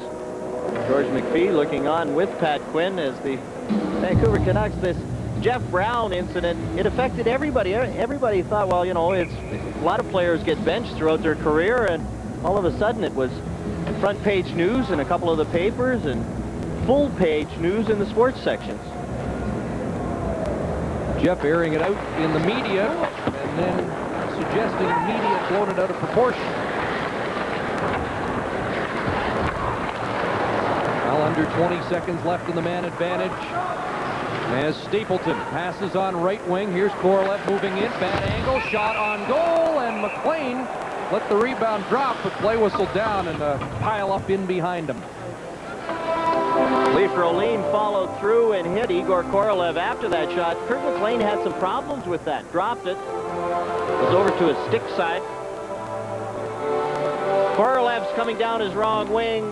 Very bad angle. McLean stands up, but he has some problems with it. It's caught in his arm, dropped down, but the whistle had already blown the whistle. Mike Eastwood cuts in, and Kirk McLean stays right with him. Gets the stick out, and Eastwood just can't handle it as McLean hit his stick. Jason Doig with the shot that caromed off McLean and the goalpost. Penalty is over, and returning to the ice is Babbage.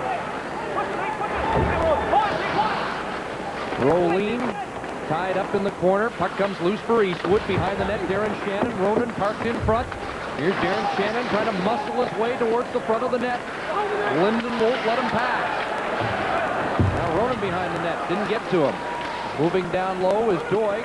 Centering pass. Jelena there for Vancouver.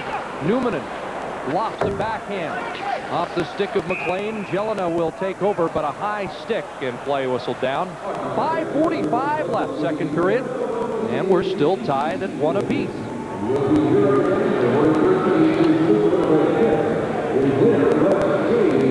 Well, a reminder to hockey fans across the country to turn back the clock tonight an hour. Here's 3 guys that love to turn back the clock to their scoring rampage of a couple of years ago, when Solani and McGillney had 76 apiece. Pavel Bure was scoring his first of back-to-back 60-goal seasons. One of my favorite days of the year because I get an extra hour. Extra hour of sleep, 5 hours from now on the West Coast.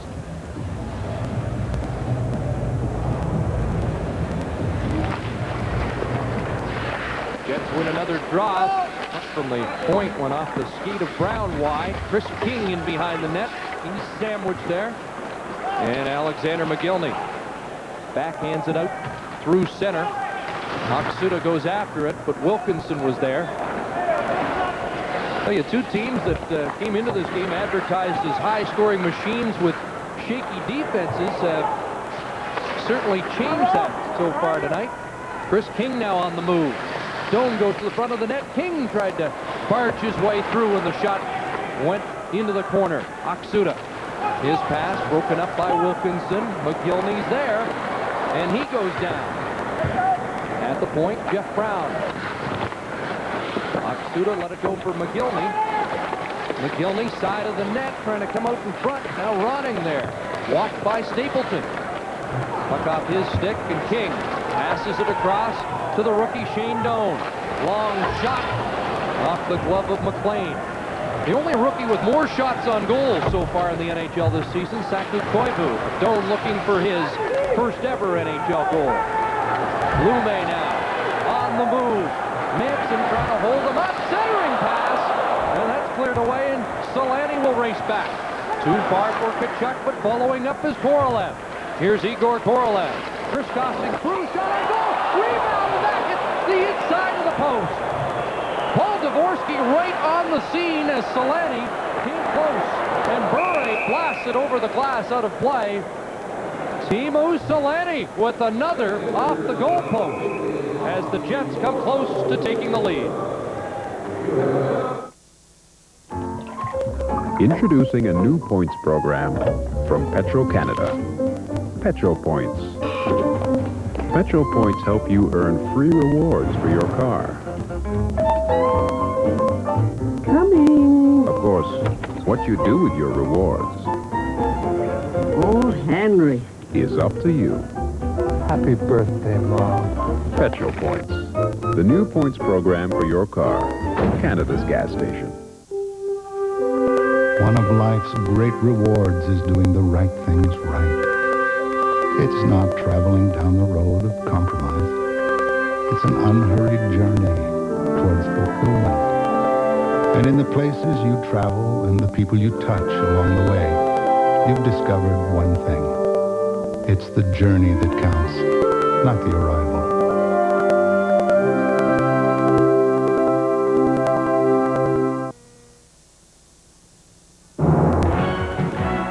Watching Doubleheader Saturday on Molson Hockey Night in Canada on CBC.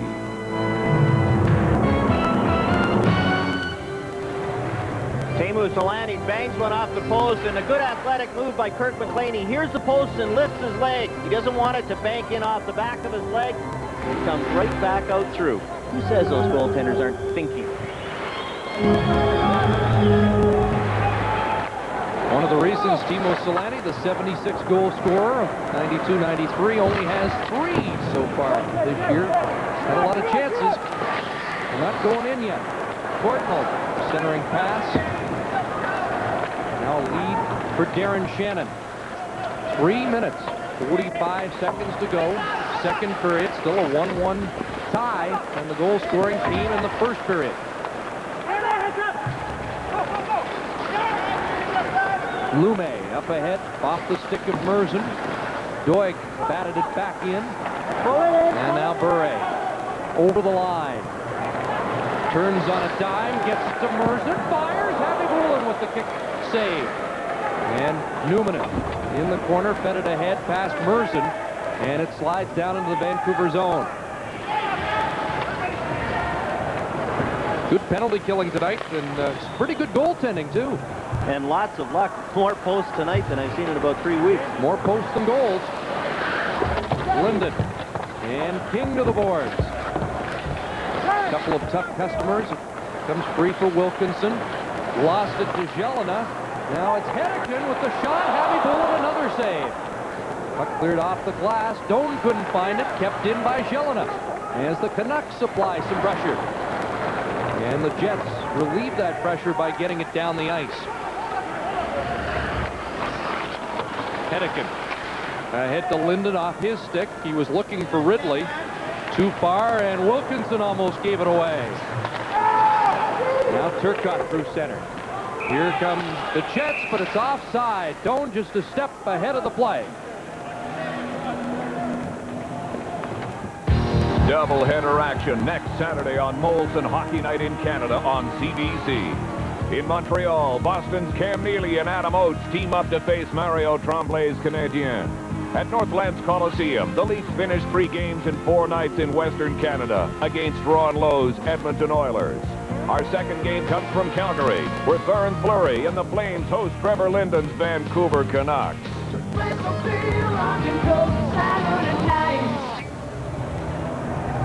And coming up in our second intermission, Chevy Scoreboard Saturday with Ron McLean. He'll bring you up to date on all that's transpired today, including the 5th straight win for the Montreal Canadiens under Mario Tremblay. And an overtime tie at Maple Leaf Gardens between the Kings and the Leafs.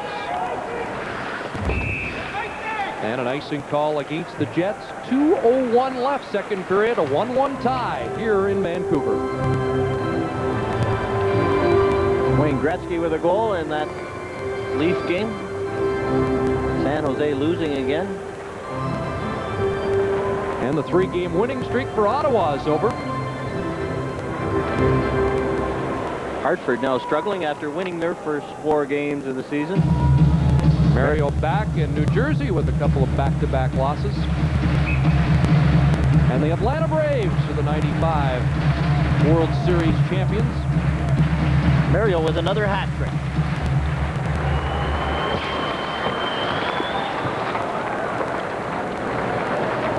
Here's Kachuk. Centering pass. Solani was fencing with Babbitt. Now Kachuk in the slot. It's a weak shot. Kicked aside.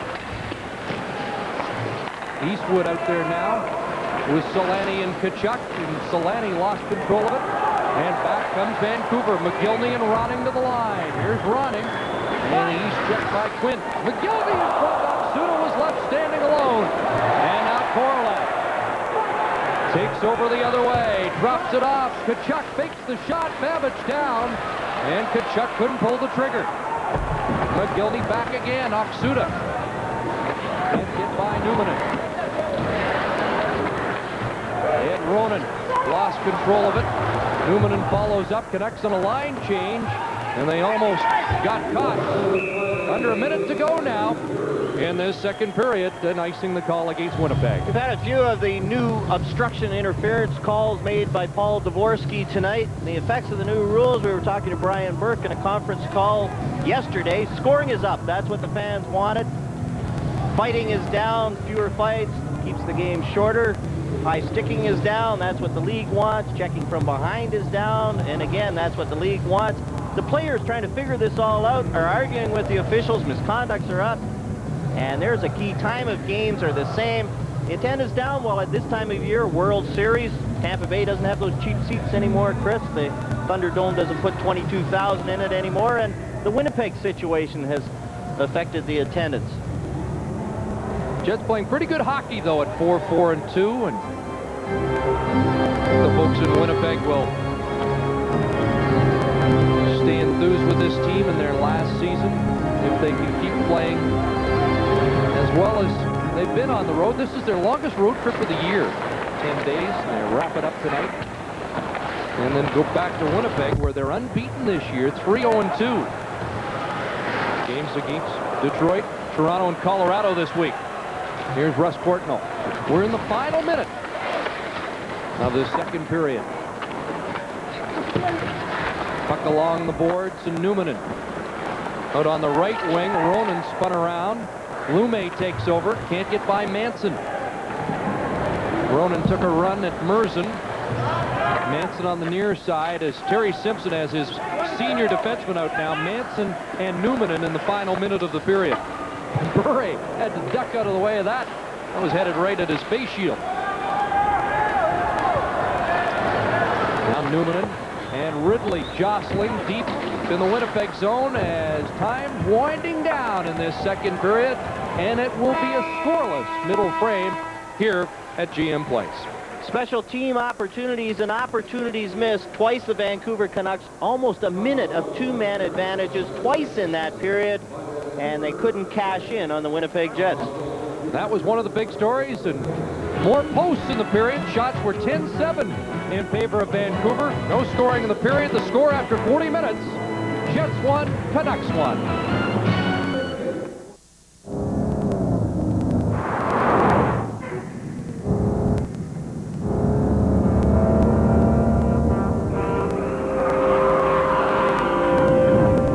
This car was going 100 kilometers an hour.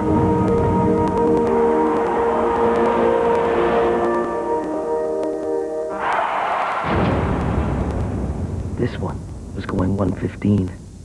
Speed kills. How's the back, Sam? No sense of humor. I told him to get a leaf grabber.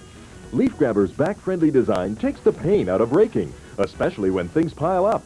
You just pull the slider, grab a bundle, and bag it away, all without bending or stooping. It's fast, it's easy, and Leaf Grabber comes with a lifetime warranty.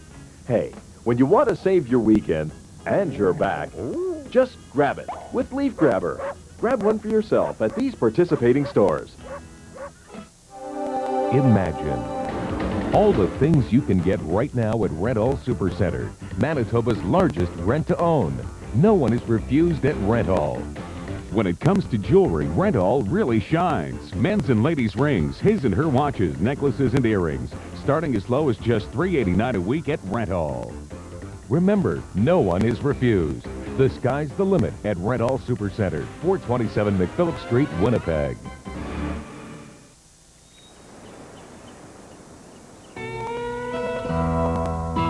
There's a lot you can do with your liberty. Like call home in traffic.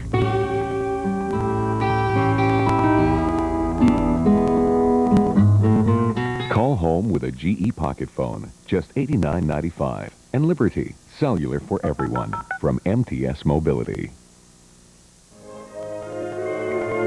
When you buy or sell a home, you can place full confidence in any of these Delbro representatives.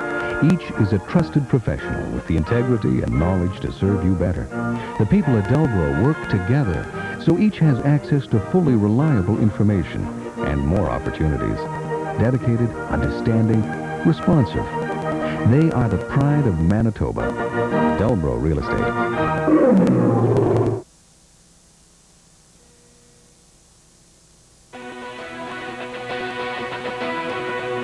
Scoreboard Saturday, brought to you by Chevy Trucks. Chevy Trucks, like a rock. Tonight on Scoreboard Saturday, Pennsylvania fans have loads to cheer thanks to Super Mario and Eric Lindros.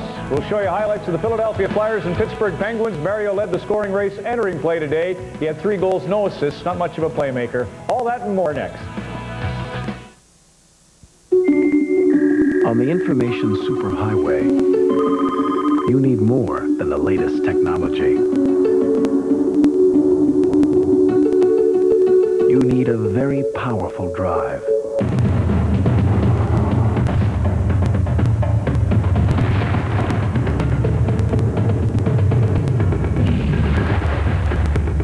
The Chevy Blazer with the Vortec V6. It's nice to know it's there. Welcome back. 2 games in the NHL this afternoon. One featured one of the hottest teams in the NHL, appointed at first, the Florida Panthers at Ottawa to face the Senators, tops in the Northeast Division, having won 3 in a row. Scott Mellanby with 8 goals leading the Panthers this year. Here's Stu Barnes winning the draw back to Robert Svella. His shot goes wide, comes to Tommy Fitzgerald, who will get it to the man who won the faceoff, Stu Barnes, and he deposits his 6th goal of the year. As Florida gets a 2-0 lead at that stage. Rob Niedermeyer had the earlier goal. Jesse Belanger then gets his 3rd from Svella, who had 3 assists and was number 2 star, and Terry Karkner, who was the number 1 star in the game. Brian Skrudland with a shorthanded empty net goal. McCleary from Levens and Modry. 4-1 the final. Florida with 14 points is tied with Philadelphia for 1st overall in the NHL. Dallas at San Jose, there's Owen Nolan, and he threw his weight around all day. It was 2-0 for Dallas. Urbe pulled at that stage, and then Jamie Baker scores a shorthanded goal to get the Sharks back into it. So 2-1. Now here's the equalizer for San Jose. There's what you expect to see. Owen Nolan to Ray Shepard, and that squares the affair 2-2 at that stage. The game-winning goal would come in the 3rd period after the Sharks had fought back to tie it at 3. Trent Platt beats Wade Flaherty here to give Dallas the victory. 4-3 the final at San Jose. The Sharks and Calgary are the 2 teams still looking for their first win. Calgary's winless in 9 tries. San Jose now winless in 8. Adam Oates with 12 points on the year. Cam Neely with 6 goals as the Battle of New England started at the Fleet Center. 4th home game for the Bruins. And look at the intensity on Kevin Stevens' face. He scores there. And then they'll make it 2-0 here. Sean Burke and the Whalers beginning to struggle, off to a great start, unbeaten in their first 4, but they can't get rolling now. Stevens, Bork, and Joey Mullen with his 2nd goal of the year. 3-0 Boston for Craig Billington. His first shutout in almost 3 years, the 5th of his career. The Bruins over the Whalers, the final there at the Fleet Center, 3-0. Montreal Canadiens, Brian Savage is on a tear. Mark Recchi feeds him here for his hat-trick goal, the first of his NHL career. He had 2 in the first period, 3 in the game, of course, 10 on the season. Brunet and Petrov also scoring. The Hawks outshot Montreal 38-24 in this game, so Patrick Roy was huge in goal. Krasov, Daze, and Roenick with his 6th. Los Angeles in Toronto. The big story was Byron Defoe, who had lost a heartbreaker in Ottawa a couple of nights earlier, but he came up big with 56 saves. Here's the tying goal for the Maple Leafs. Sergio Momesso on the power play, and that tied it. Wayne Gretzky had a pair of assists. The Los Angeles Kings and the Toronto Maple Leafs .500 are the Leafs at 4-4-1, and the LA Kings get back into the points department after a couple of losses at Montreal and Ottawa. They head home to play Calgary in Los Angeles. There's Wendell Clark. He scored the other night and gets his second goal in this game. The Islanders and the Flyers in a big battle. There's Dominic Roussel in net for Philadelphia. Clark's second goal from Green and Bertuzzi. Eric Lindros then gets his act in gear. 4-3 at this stage for Philadelphia. Desjardins with the assist. And look at the nifty effort here by Lindros as he tucks it inside the post. His second goal of the game. 8th on the year. 5-3 Flyers at that stage. But Derek King will tie it up after a goal by Travis Green. It cut it to 5-4. 5:15 into the third. There's King with the goal from Bob Sweeney. 5-5. And the hero for the Isles from that stage would be Tommy Salo, who made 6 saves in the overtime. Lindros 2 goals and 2 assists. The Philadelphia Flyers, as I mentioned, tied with Florida with 14 points now. The final 5-5 between Philly and the Isles. There's 3 mugs and a cup. Pittsburgh and the defending Stanley Cup champions, and Mario Lemieux. What can you say? He had a hat-trick earlier in the week, got his 500th goal against the Isles, and he had 3 more tonight. Mario's smiling. That's great news for hockey fans. And look at the shot by John McClain. Boom. No mistake there as he beats Tom Barrasso, who says, who was that? 6th on the year for John McClain, made it 3-3. Now here's Mario with his hat-trick goal, 4-3. The Penguins go ahead and round out a victory over the champs. Actually, the Devils in the second period of this game set a club record with 27 shots on goal. But Pittsburgh comes out on top with all their offense. First goal in his career for Ian Moran, and also for Peter Skora for the New Jersey Devils, getting his first NHL goal. And the Caps are hot as they win by a score of 4-2 at Tampa Bay. That's Scoreboard Saturday. More from Vancouver on Molson Hockey Night in Canada on CBC in a moment.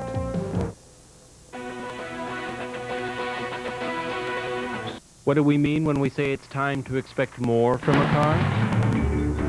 Take this Nissan Altima. It costs less than a Honda Accord. The CAA survey says it costs less to repair, and Altima owners are more satisfied. So odds are you can buy an Altima, pay less now, less later, and be more satisfied. Or you can buy an Accord, pay more now, more later, and be less satisfied. What more can I say? Oh yeah, visit your Nissan dealer for a test drive. Because it is time to expect more from a car. My husband. If it wasn't baseball, hockey, and football, it was fishing and golf. And I was left the lonely widow. You know, I never really thought that shopping at a new store would make that big a difference. In fact, he hated shopping until then. But now, most of his equipment sits in the basement year-round, and there's at least one store he doesn't mind shopping in. The discreet boutique, sensually seductive, tantalizingly tasteful. Now, we've found a sport we both enjoy. What are you searching for? Money? Power? Good looks? You can have it all today in a Chevy Lumina. With a V6 engine, 4-wheel anti-lock brakes, all these options, and a price thousands less than the competition. You get what you want and keep more of your money in the bank. Sound impossible? Not here.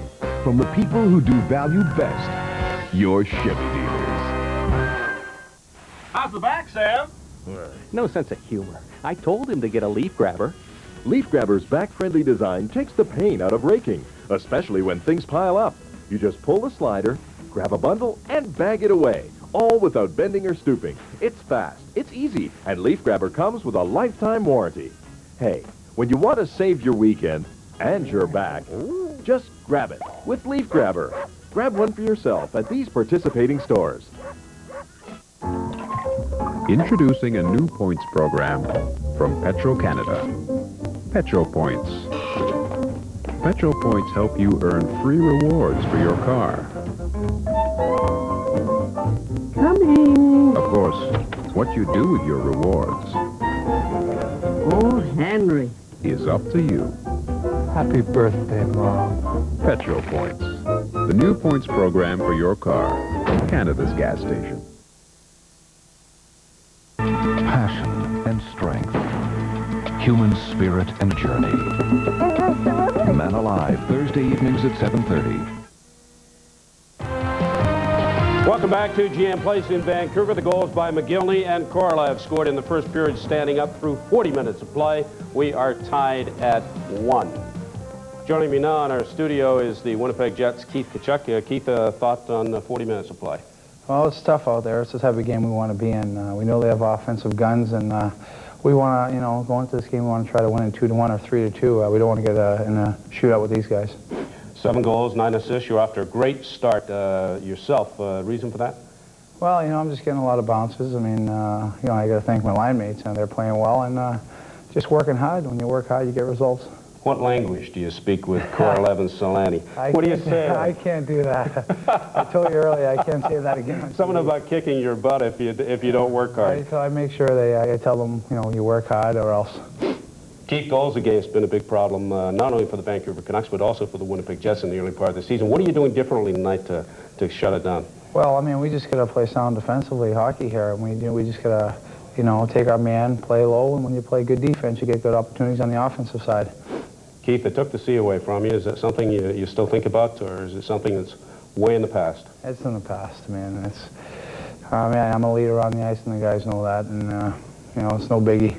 Give me a thought on the psychological effects of leaving Winnipeg and knowing that every time you go back there, it gets less and less that you get to play in Winnipeg. Yeah, it's a tough situation. It's unfortunate, but we're going to try to make the best of the year we have, and try to do whatever it takes to make the playoffs, and give them every shot of every game we can play. Keith, thanks for doing this. Good luck in the third period. Thank you very much. Keith Tkachuk of the Winnipeg Jets. A big story here in Vancouver throughout the past 3 or 4 days has been Jeff Brown. He was benched by his coach, Rick Lee. Now, how did the benching of the veteran defenseman affect the rest of the team? Here's Kirk McLean. I don't think it's really affected the guys at all, you know. And amongst everybody, Jeff's been very well. I mean, he's been outspoken. There's no doubt there, and you know, that's his prerogative to say what he wants and do what he wants. But he's been good around the guys, and that's the main thing. As long as he keeps his attitude proper in the locker room and doesn't try to take anything away from the guys, that's fine. And he's done that. He's worked hard off the ice. I mean, he's a talented player on the ice, and you know, it's tough on him. He's never been in this situation before, and he's certainly a player that we could use out there because he's a strength in the power play and very good offensively, obviously. So we miss him in a way, but you know, it's a coach's decision, and we have to live with it. Jeff Brown, back in action for the Canucks tonight, has 1 assist on the McGillney goal. Coming up next, third period action from the West Coast.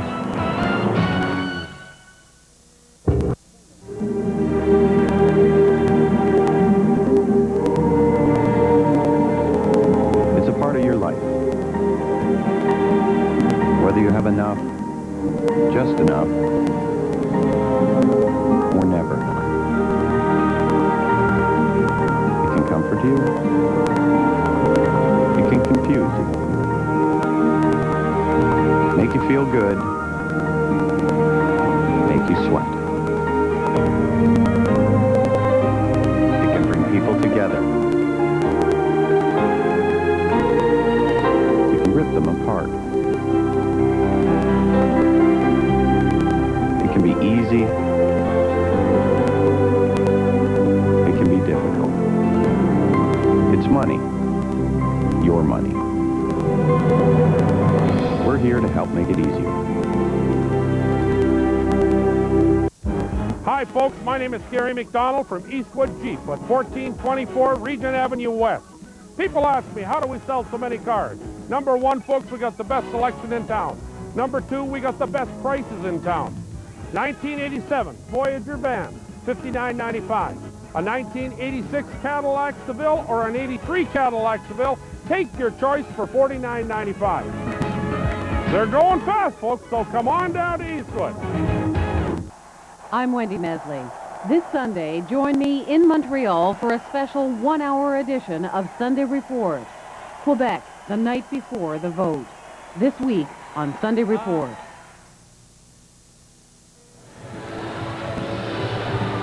Getting ready for the third period at this brand new facility, GM Place, and it is beautiful. A 1-1 tie here tonight as the Canucks and Jets are into a rare low-scoring game for these two teams. They really are. Lots of bad luck if you're a goal scorer and lots of good luck if you're a goaltender. Lots of goal posts. But special teams, Chris, I think is the story of this game. Canucks 2-man advantage twice in that second period and couldn't cash in. They're 0 for 7 on the night. And the Winnipeg Jets not cashing in on their power play opportunities either. Well, let's go down to the Canuck dressing room. Here's Steve. With me now, Canucks assistant coach Glenn Hanlon. Glenn, this is more of the kind of game that you would like as a netminder, low scoring. Yeah, when the goals are down, certainly makes for a nice game and a nice evening for goalies. We've played pretty well defensively. At times we've kind of slipped back into doing some of the things that we've tried to get away from in the last couple of games.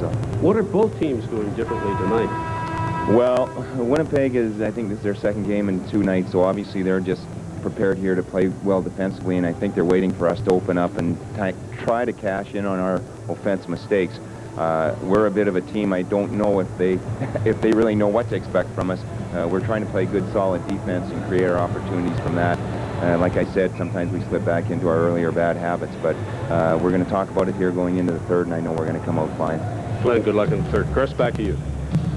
Well, as Glenn Hanlon mentioned, second in as many nights for the Jets, actually 3 and 4. So will the Canucks have the fresher legs here in the third period? You would think so, but teams get into that mode where they want to cut down on the goals against so much that they lose that aggressiveness. And we saw that aggressiveness in the first 5 minutes of this game. And then the Canucks have sat back. They've concentrated on defense, been smart defensively, but not a whole lot of pressure on the Winnipeg Jets.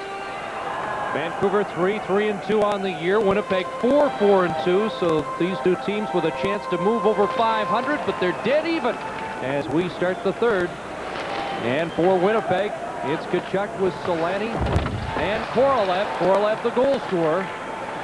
Jelena, Linden, and Ojcik are out for Vancouver. Here's Solani getting it by Hedekin at the point. He was knocked down, and Hedekin takes over. Sliding it past Solani into the Winnipeg zone. Happy Bullen, who's been brilliant tonight, tried to clear it around the boards. It's centered onto the stick of Solani. Trying to turn away from Hedekin. Doig. And now off the boards, down the ice. Korolev giving chase, but that race won by Hedekin, icing the call. Gino Ojcik behind the play took Teppo Numminen down, and now Keith Tkachuk is in, but the play was going down the other way, and nobody saw this. On the icing call, both linesmen were looking down into the Canuck zone. And Paul Dvorsky is calling a penalty. He's calling 2 penalties, and Keith Tkachuk is going off with Gino Ojcik, and I think the Canucks will take that trade off. Rick Lee will take that trade any time in the third period. Chris King over to talk to the linesmen, see if they saw what was happening. Dave Manson killing off those 2-man disadvantages. 17-17, played over 10 minutes in that second period. And Jeff Brown played about 8, the same as he did in the first period. Keith Tkachuk and Trevor Linden. Tkachuk killed a lot of those 2-man disadvantages because he was so hot in the faceoffs during that stretch. 5 for 7 while they were killing off those 2-man disadvantages.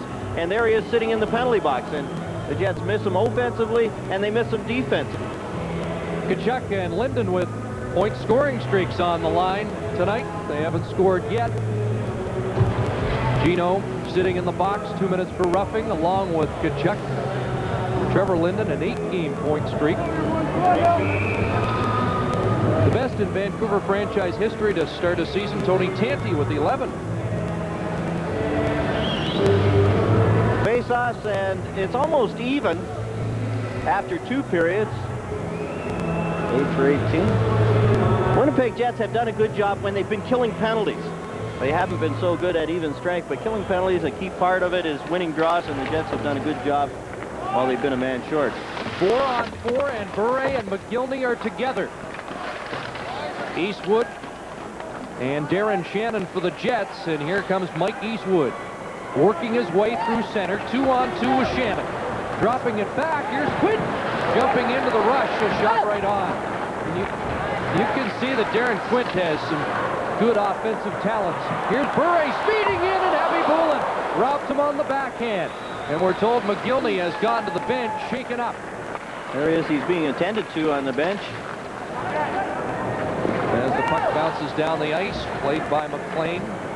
Off to Jeff Brown, and there is McGillney, who is hobbling at the moment, and they're going to try and get him to the dressing room, but it would appear running, but the shot follows up.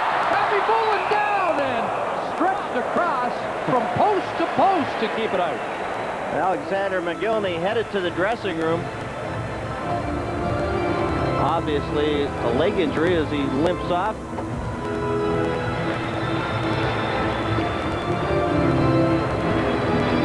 He's not being helped by the training staff of the Vancouver Canucks. Pavel Bure and Cliff Ronning. Bure had a chance. Here's Ronning getting his own rebound. He cuts through the middle, and the flexibility of Nikolai Havabulin, as you described it, Chris, stretched from post to post. Goaltenders do all this stretching, and there's the reason why. Look at Havabulin. The right leg up against one side of the net, and the left leg up against the other post. He used to play for Sputnik when he was 17 years of age, and I think he's been out of this world tonight, hasn't he? Oh, yes. Oh. I was going to try and work that in. Yes, I knew you would. I knew you'd get it in somehow. I shouldn't have. Over a minute gone in the coincidental minors. Numanen at the point, just kept it in. And Turcotte lost control of it. Boy, there's Shannon losing an edge as Courtnall speeds into the zone. Merzen, and he's checked by Numanen, who turns it up ice to Solani. Teemu Solani turns back at the line. 25 seconds left in this 4-on-4 situation, and Solani heads to the Winnipeg bench.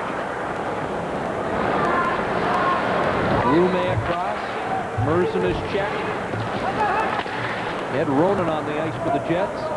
And here's Manson, who's had a solid game for Winnipeg on defense tonight. Merzen just banks it off the boards as the penalized players return to the ice. And icing is the call against Vancouver with 2:49 gone, third period still tied at 1. Vancouver fans would like to see the Canucks get back into this run and gun style rather than Rick Lee, their coach, is trying to make sure they play good defense. We saw Dana Merzen take the safe play off the glass and out.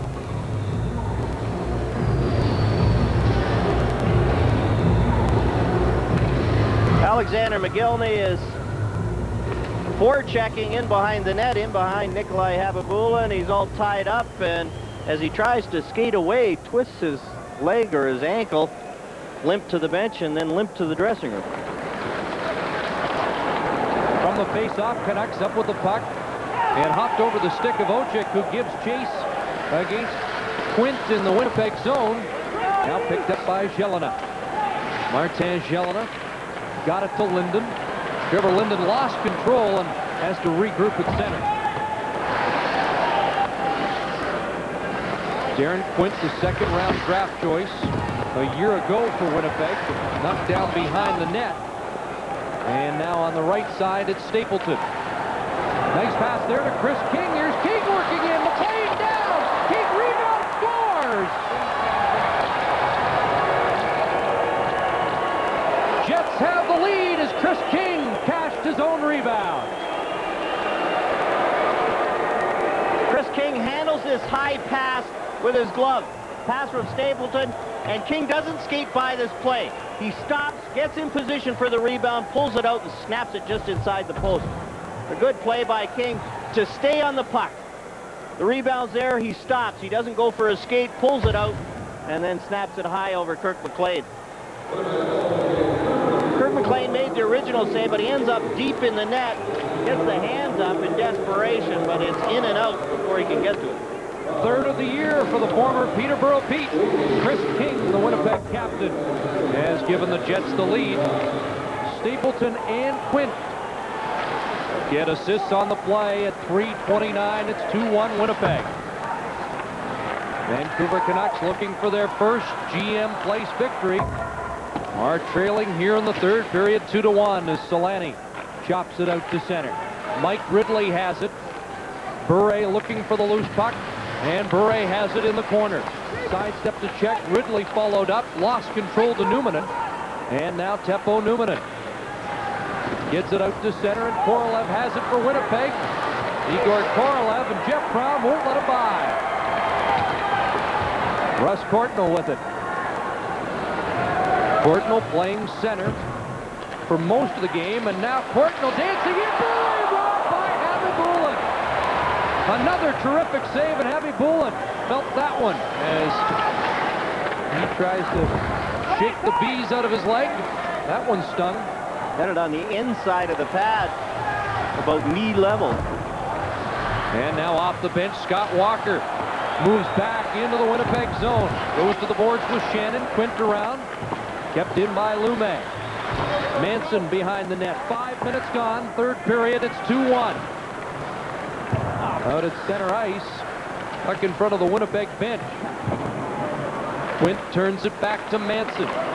Up ahead to Eastwood, and on right wing, Ronan. Bodied by Walker. Ronan stays with it, and now Walker comes up with it around the boards. Eastwood to the net. And that deflects off a stick. Newmanen moving in. Teppo, Newmanen the backhand. Newmanen side of the net, chopping at it against Lume. Ronan parked in front. He's knocked down. And it's backhanded over the glass, out of play by Merzen. Here's another look at Bure as he came close against Habibulin.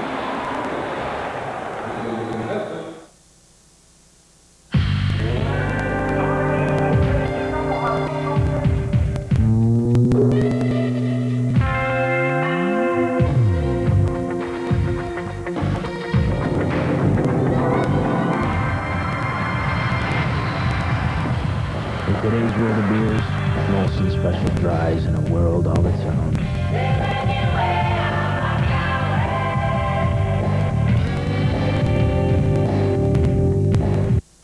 You know, the road of life can be unpredictable. That's why I always travel with my own little safety device. Only your MasterCard now offers Master Road Assist.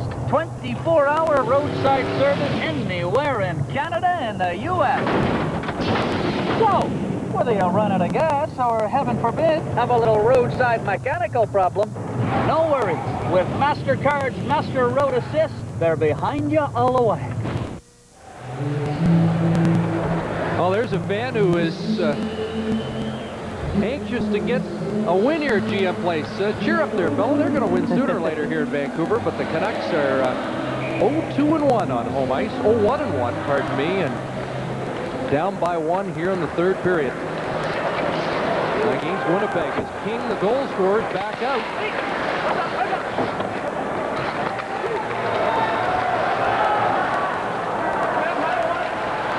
Linden firing it in, and Gino Ojic looking to center it.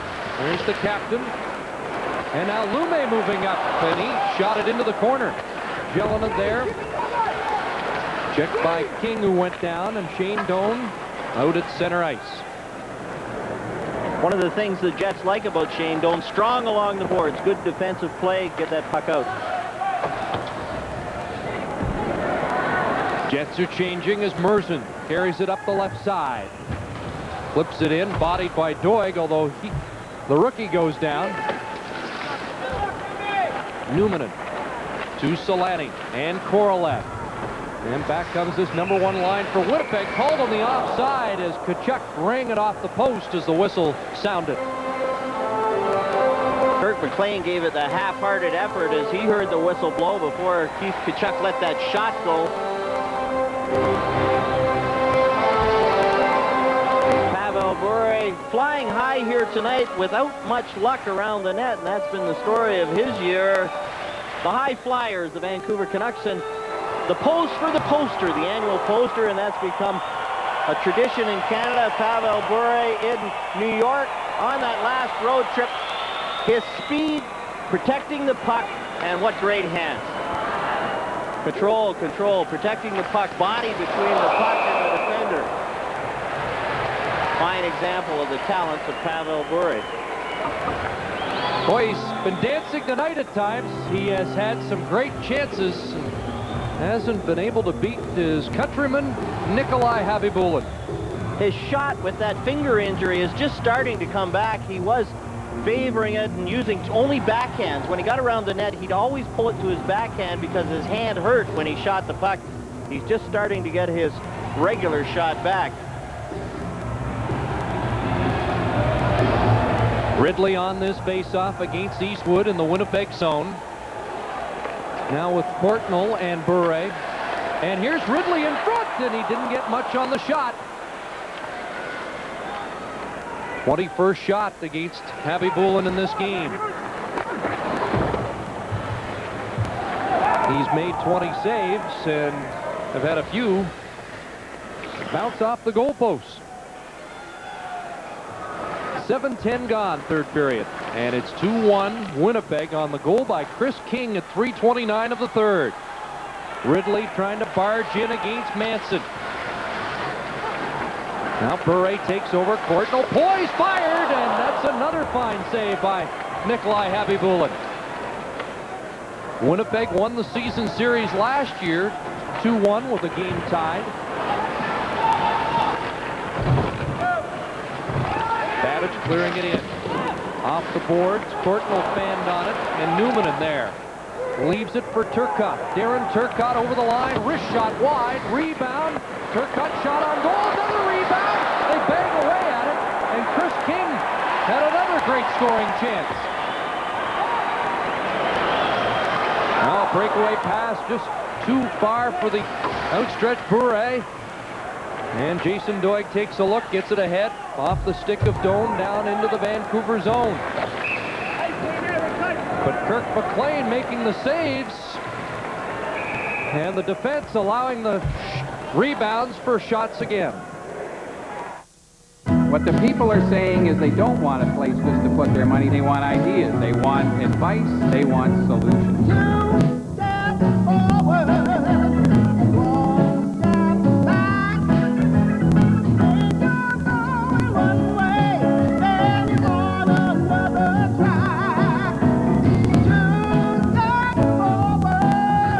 Everybody is learning.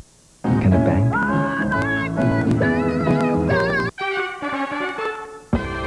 Feast your eyes on one of the most incredible inventions. Here it is. Call Answer, the invisible answering machine from MT. Guys, can we get the answering machine in, please? Thank you. Isn't that something? As you can see, this baby goes with virtually any decor. Oh, bowling trophy, and takes up no space at all. The invisible answering machine is really a sight for sore eyes. So call MTS. Believe me, it could be just what you're looking for. Kirk McLean doing his bit to keep it close on Chris King. Good save down on his knees, right back up again to make the second save as King hung in there again to get his own rebound. Another hard-nosed effort by Chris King, who has the goal that's the difference right now in the hockey game. Here's Doig, the kid out of Laval, who shoots it over the line, and now Ronning on the counter-attack. Flip Ronning on the move with Aksuda, and Scott Walker in the one-timer. Doesn't get past Doig, not much on it. Solani along the boards. Got it past Ronning down the ice. And Lume saunters back, icing the call as we join Steve Armitage with Jet GM John Paddock. Thank you, Chris. John, I was riding up in the elevator a few moments ago, and a guy said the Winnipeg Jets are playing a third game in 4 nights. They got to be playing for the tie. I think not. Well, I don't think you're ever playing for the tie, but you those situations should make you a little smarter and a little safer and more disciplined. And you know, if you do that, then you got a chance to win any game. John, have you gotten used to the fact that you have to watch the games from up here and up behind the bench? Well, yeah, you become more used to it all the time. It's a little difficult at first, but Terry's doing a good job. To start with, we've got a good start here this season, and we hope it keeps going. Thank you, John. Chris? First full season for Terry Simpson behind the Winnipeg Jets bench. Scott Walker took a big run at Darren Shannon and just missed. Walker almost had a seat on the bench. Unexpectedly. Had he made contact, Shannon would have had a seat on the bench. Aksuda turns. On the right side, Walker got by Daryl Shannon. And Neil Wilkinson takes over. Here's Wilkinson out of his own zone, and a nice pass to Eastwood, streaking in off the right side, McLean down. Roland chopped at the rebound, couldn't get it by the falling netminder. Shannon Off the boards, King hustling again. Ronan takes his man to the boards. Aksuda can't get it out. And now Walker clears it into the benches with 10-12 left in the third period. Into the Vancouver bench that does not have Alexander McGillney sitting on it. He tried to walk off that leg injury, and we don't know what it is yet. We haven't had the medical report.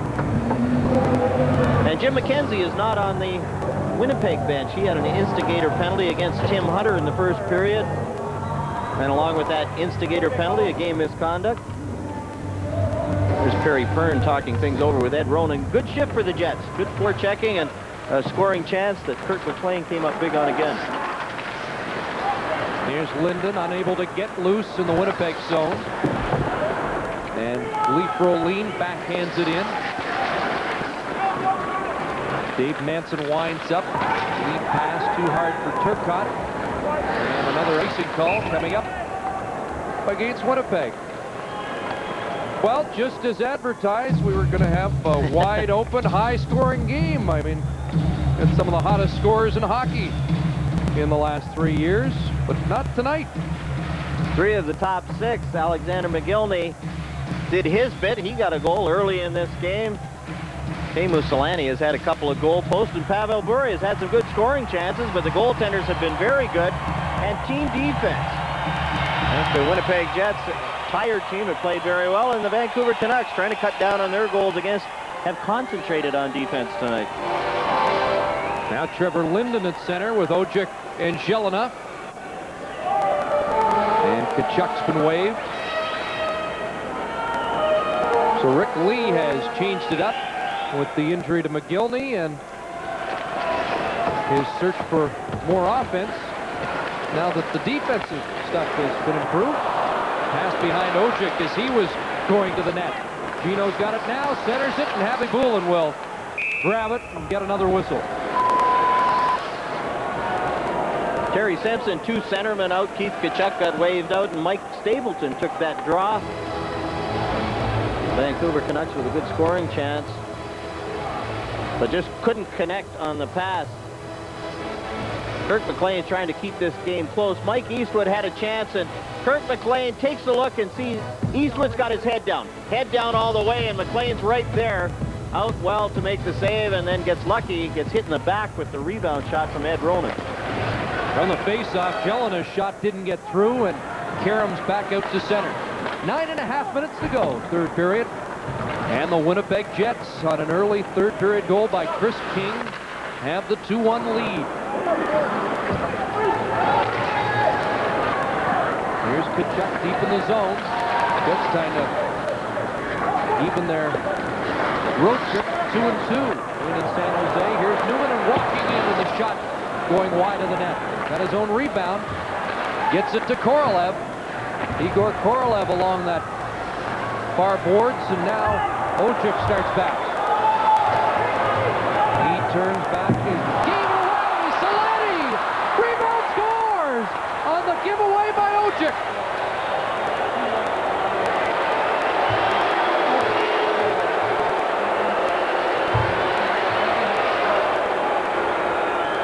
Ojik does 2 things wrong. You don't bring the puck back into your own zone, and you don't try a soft cross-ice pass. He brings it back and then tries a soft cross-ice backhand pass. Selanne gets his own rebound. Kirk McLean made the original save. Selanne tried to slide it through McLean's legs. McLean makes the save. But Selanne stays with it, gets his own rebound, and slides it into the corner. That has to be unassisted, Chris. It certainly does, and it's been a familiar refrain in this third period. McLean the save, and the Jets keep getting the rebounds, and that time, Vancouver goaltender had no chance. Unassisted goals, Selanne's 4th of the year, at 11-12, and it's 3-1 Jets. Here's Bure at the Winnipeg line.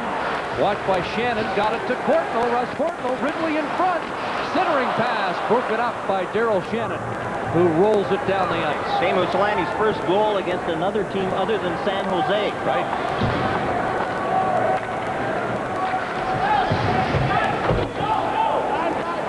had a couple of breakaways in the game against Anaheim. Hasn't been able to buy a goal against a lot of teams. And Turcotte just got out of the way of that high pass. Shane Doan got there first for Winnipeg. But they'll start going in for Solani on a regular basis based on the chances he's had tonight. Here's another guy who's had lots of chances. Bure's on the move. Drops for Courtnall. Courtnall slides it towards the net, and coming back was Turcotte, and he'll flip it back out. 7.5 minutes to go. Both teams making changes as Manson hands it to Bure, and it was outside the line and back in. Offside, a 2-goal Jet lead here in the third. I'll never forget that bright yellow slicker. Puddles wide as oceans, and that hot bowl of soup that'd warm you to your toes. Thank goodness Tim Hortons remembers too. Hi, Tom. Time for lunch. With freshly baked bread for sandwiches.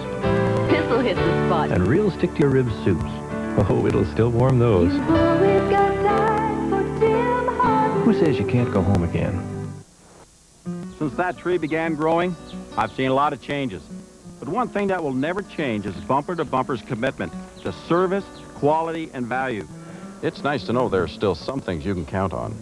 Bumper to Bumper for all your car and truck needs. Man Alive. Riveting interviews. Compelling documentaries. Passion and strength. Human spirit and journey. Man Alive, Thursday evenings at 7:30. Gino Ojic sitting on the bench, and the one thing you know about Ojic is not that he's not trying. Maybe he's not thinking very well out there, but he's always giving his ultimate effort. That time, just a bad thought process, and Teemu Selanne cashed in. Now, does Rick Lee just let that one go, or does he call meeting number 401 tomorrow to talk to Gino about that? Here's a pass in front, and Ronning failed to tip it by. And at center ice, Tkachuk has the loose puck and moves in. Keith Tkachuk takes a look, gets it deep to Selanne. Korolev's in front, but Ronning knocks it back into the corner. Now Tkachuk takes the pass off the boards. Ronning broke that up and knocked it to center. 6:40 left third period. Canucks down by 2. Selanne hounding Ronning, looking for another turnover. Khabibulin off the glass, batted down by Scott Walker, who's now out with Oksuta. Oksuta looks to center, Ronning there, Newmanen watching him. Ronning can't spin away from Newmanen, and it's out to center ice.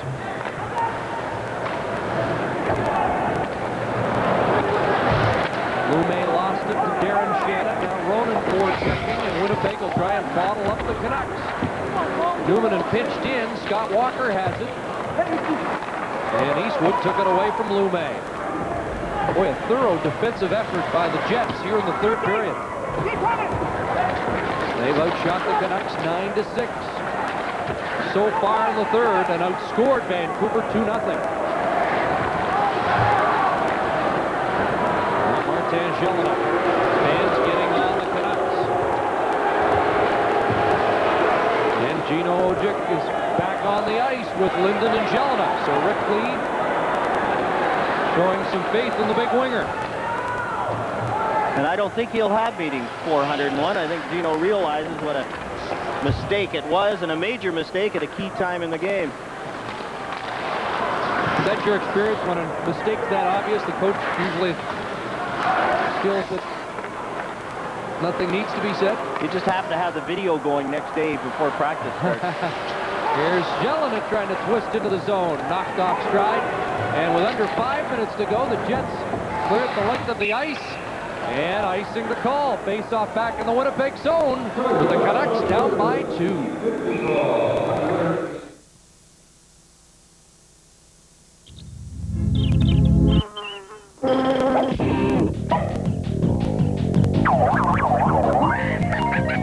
Meet the 96 two-door Neon X.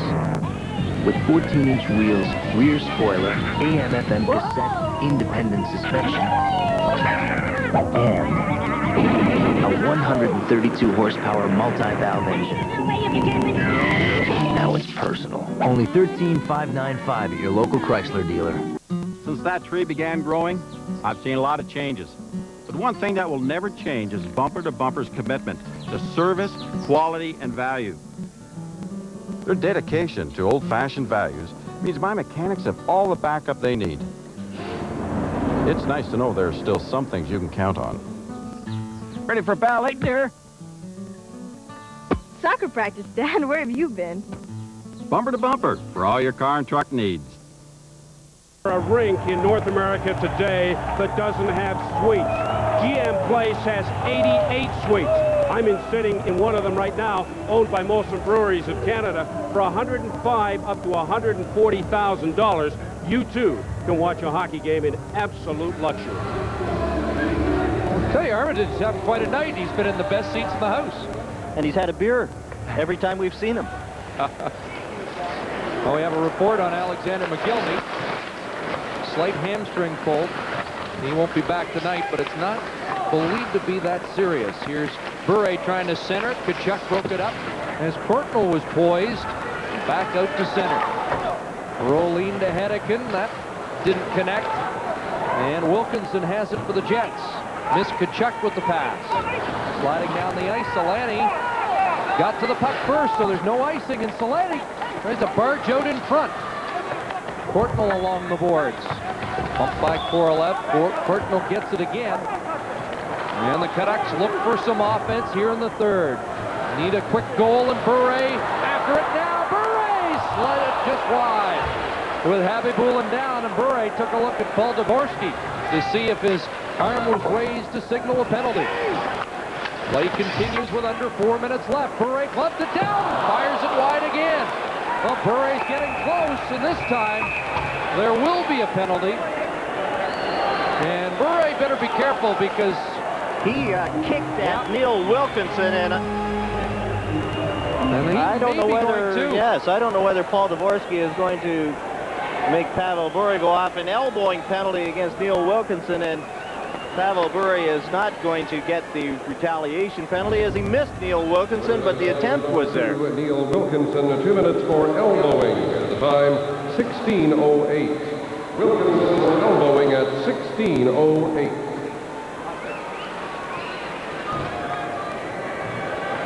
Shot by Bure goes wide, and Wilkinson with the big-time elbow on Pavel Bure, and watch the leg. The right leg goes out. He missed him with that kick attempt. And Paul Dvorsky lets Pavel Bure get away with that one. Well, Bure on that shift had 2 electrifying rushes and a couple of close calls at the Jet net. And it was Neil Wilkinson on the earlier rush. Bure goes around, uses the speed on Wilkinson. Wilkinson gets the stick out, hauls Bure down. No penalty call on that one. It was the elbow that Paul Dvorsky caught, sent Wilkinson off. Well, the Canucks, the inability to score with the man advantage has them in this mess right now. Let's see if they can get to within 1 with the power play. They're 0 for 7 on the night, including a couple 2-man advantages. Look at Bure flying as he moves in on Manson. Pavel Bure lost control, and the Jets get it back out to center. Bure looked like he was shaken up on that rush as Eastwood starts back. 2-on-1 with Shannon. And a nice crawling defensive play there. Jeff Brown turned it over, and here's Courtnall. Up to Oksuda. He drops it back for Courtnall. Eastwood takes him to the boards. Oksuda behind the net. Off Courtnall, back to Oksuda. Now Eastwood goes after it, can't clear it, and Courtnall maintains possession. Under 3 minutes to go, loose puck. Habibulin down, and Shannon is able to clear, and now under a minute remaining in the Wilkinson minor. Trevor Linden on the move. Newmanen step for step. There's a shot right on, and Bure robbed again by Nikolai Habibulin.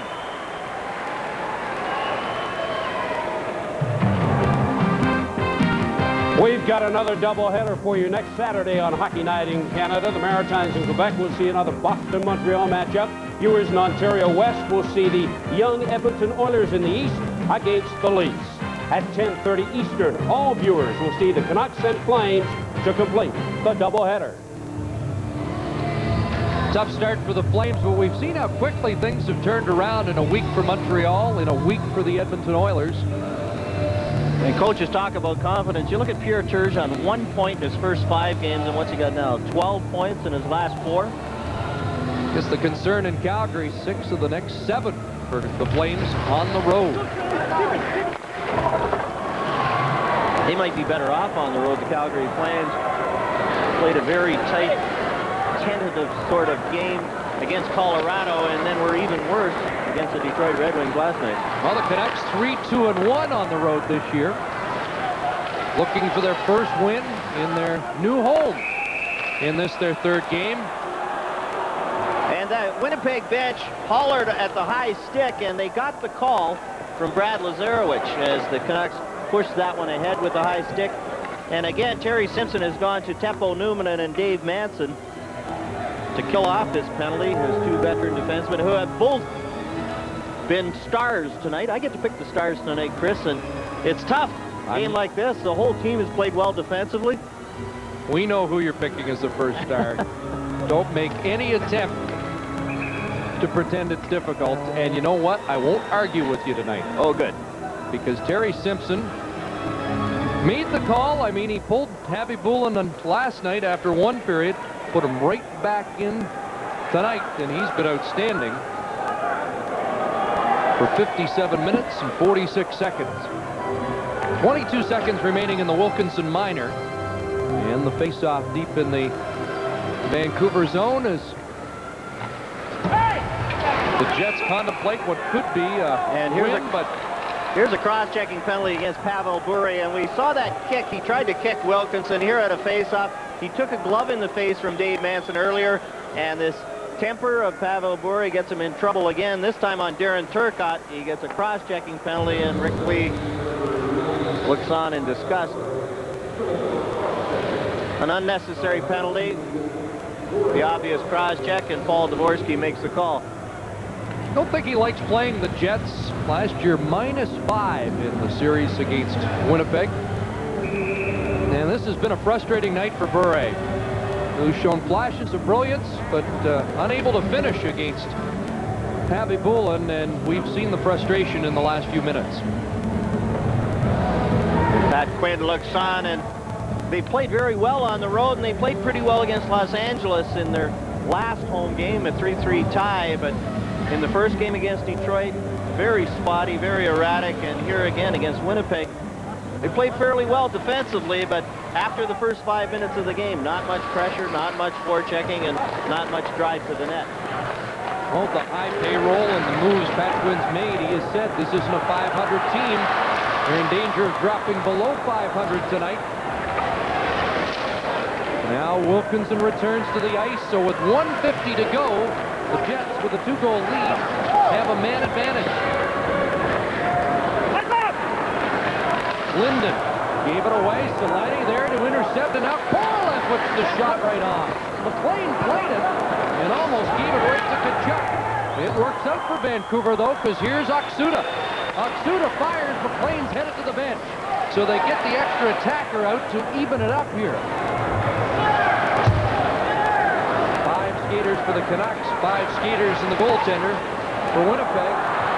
And here's Courtnall into the zone. Oksuda parks in front. Hedekin down low, puts it in the slot. Ridley missed it, and now Korolev has Solani and Kachuk.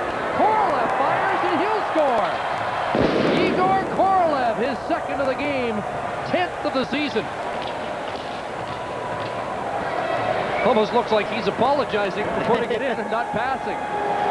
He shot from his own side of center with the man advantage and the goaltender out, and had that missed the net and gone for icing, I'm sure Terry Simpson wouldn't be smiling on the bench. Igor Korolev takes the shot. Look at where he is. 2 feet on his own side of center. But I guess when you're that confident, you're going to hit right in the middle of the net. So you can afford to take that chance.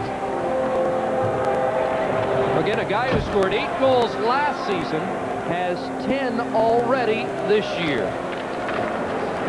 In this, the 11th Jet game, so he ties Brian Savage for the league in goal scoring. And now, into the final minute. Another unassisted goal. Solani's to make it 3-1 unassisted, and now Korolev into the empty net. So 3 straight for the Jets to break it open in the third. And it's going to be a nice flight back to Winnipeg after a 2-2 road trip. Not much rest as they get the Detroit Red Wings, who are sitting in Calgary, to play against on Monday. Scott Walker sends it ahead. And this called on the offside. 18.8 seconds to go. Next game for the Vancouver Canucks will be against San Jose here on Monday. Owen Nolan, Ray Shepherd. Tell you what, Dean Lombardi added 100 goals to his attack in 2 quick trades. Traded one of his best defensemen, Sandis Ozolic, and didn't get a defenseman back as Randy Carlyle is nodding his head, packing his stuff away. Mike O'Hearn on one side and John Paddock on the other. Brett Hedican fires it in. And Dave Manson, who's had a stellar night on defense, just flips this one down. Not enough for icing. Hedican back to run out the clock, and the Winnipeg Jets will move above 500 at 5-4-2. As Javi Bulin shines in a 4-1 win. And when you're playing with a tired team, you have to get strong efforts from your stars. The Jets did that. Solani played well. Manson played well. You have to get good goaltending in your special teams. And I think the special teams of the Winnipeg Jets, especially their penalty killing. Twice in the second period, 2 men short for almost a minute in both instances. Face-off in their own zone. And both times they were able to kill off those penalties. King, Solani, and Korolev with the goals in the third. Javi Bulin made 24 saves to post the victory. The final score, 4-1, Winnipeg. And up next, the Molson 3-star selection. One song, I have but one song. One song only for you.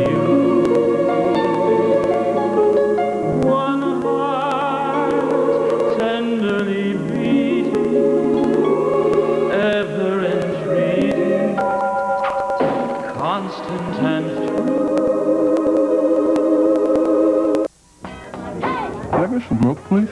She got the last one. Excuse me, I'll be right back, okay? I need 2 specials. All right, let's not take half of the thing, huh? You become sweet in my mouth. Ooh. And I know you're gonna.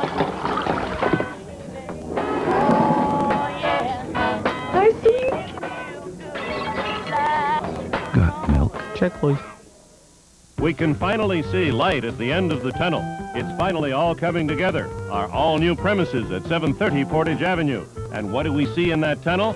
We see low, low prices as we continue to clear out our 95s and give hot deals on 96s. So if you're looking for something different, come down to 730 Portage Avenue. Get into the mess of construction. Find the car you want. And we can make your deal faster than we knock down our old used car building. Midway Chrysler, give us a call.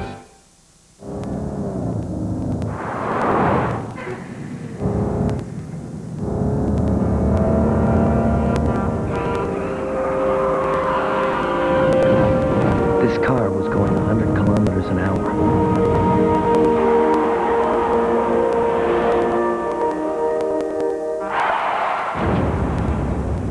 This one was going 115. Speed kills. This next Nissan needs no introduction. Excuse me. It doesn't need an introduction because it's already the most popular vehicle of its kind on the road, or wherever you happen to drive it. It has standard V6 air conditioning, cruise control, and 8-speaker AM/FM cassette. And if you're still not sure which Nissan this is, the name's right there on the back. Visit your Nissan dealer today for a test drive, because it's time to expect more from a car.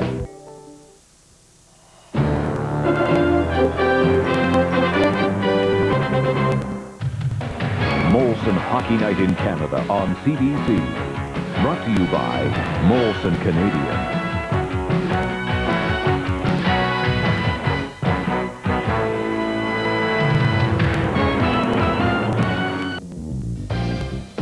The Molson Cup 3 stars tonight at GM Place in Vancouver. The third star from the Winnipeg Jets, a solid game defensively, Dave Manson.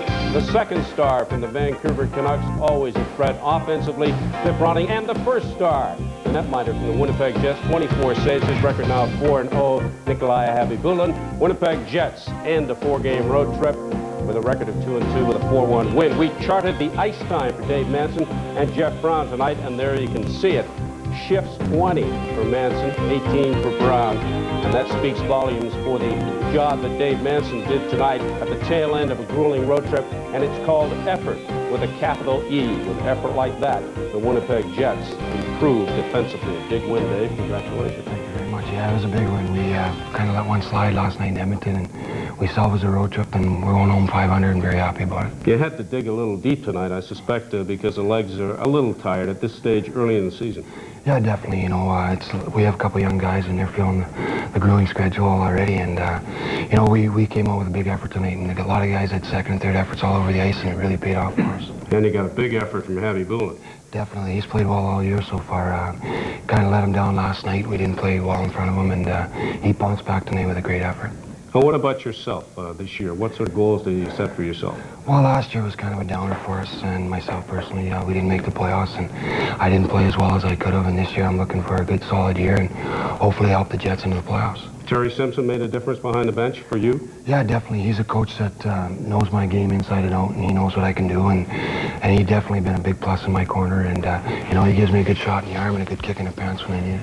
It's kind of nice to go back home to Winnipeg with a 2-2 break off a 4-game road trip. Yeah, definitely. There's a lot of people counting us out, you know, being sold, the team being sold, and, you know, it'll give the city of Winnipeg good recognition if we can really have a good final year. What kind of expectations do you have for yourself with all the negative that comes from the team leaving Winnipeg and heading south? Well, we just try to go out there every night, and we know there's not going to be a lot of people in the building, so we go out there, and it depends on the guys and the 20 guys inside the dressing room. If we have a 60-minute effort every night, then that's all we can ask for from the guys, and you know, we'll let the marbles roll where they will, and we'll take everything in stride. Given the situation the way it is, does it not make it sort of easier to play on the road? No, not really. It's always nice to go home, you know. There's not many fans in the building in Winnipeg, but if we get a few wins under our belt, coming home from a big road trip, there's going to be a lot of people there Monday, and they're really noisy there, so, you know, they're rooting for us, and that's the key. A lot has been made of the offensive power of the Vancouver Canucks. The Winnipeg Jets have got some offensive power if you can never get it going. Yeah, definitely. If we can get Alex back and Dallas Drake back, then we have 3 solid lines, and we have a good fourth line, too. And I'll tell you, we have a lot of guys that can put the puck in the net. Kachuk right now is playing unbelievable. Korolev and Solani really picked up the slack, and, you know, it's really helped out because they are offensive guys, and they can back the other team's defense off pretty easy. Dave, thanks for doing this. Thank you very much, Steve. Dave Manson, the Winnipeg Jets, the third star here tonight, as the Winnipeg Jets finish a 4-game road trip with a 4-1 win over the Vancouver Canucks at GM Place. Our post-game show continues in just a moment.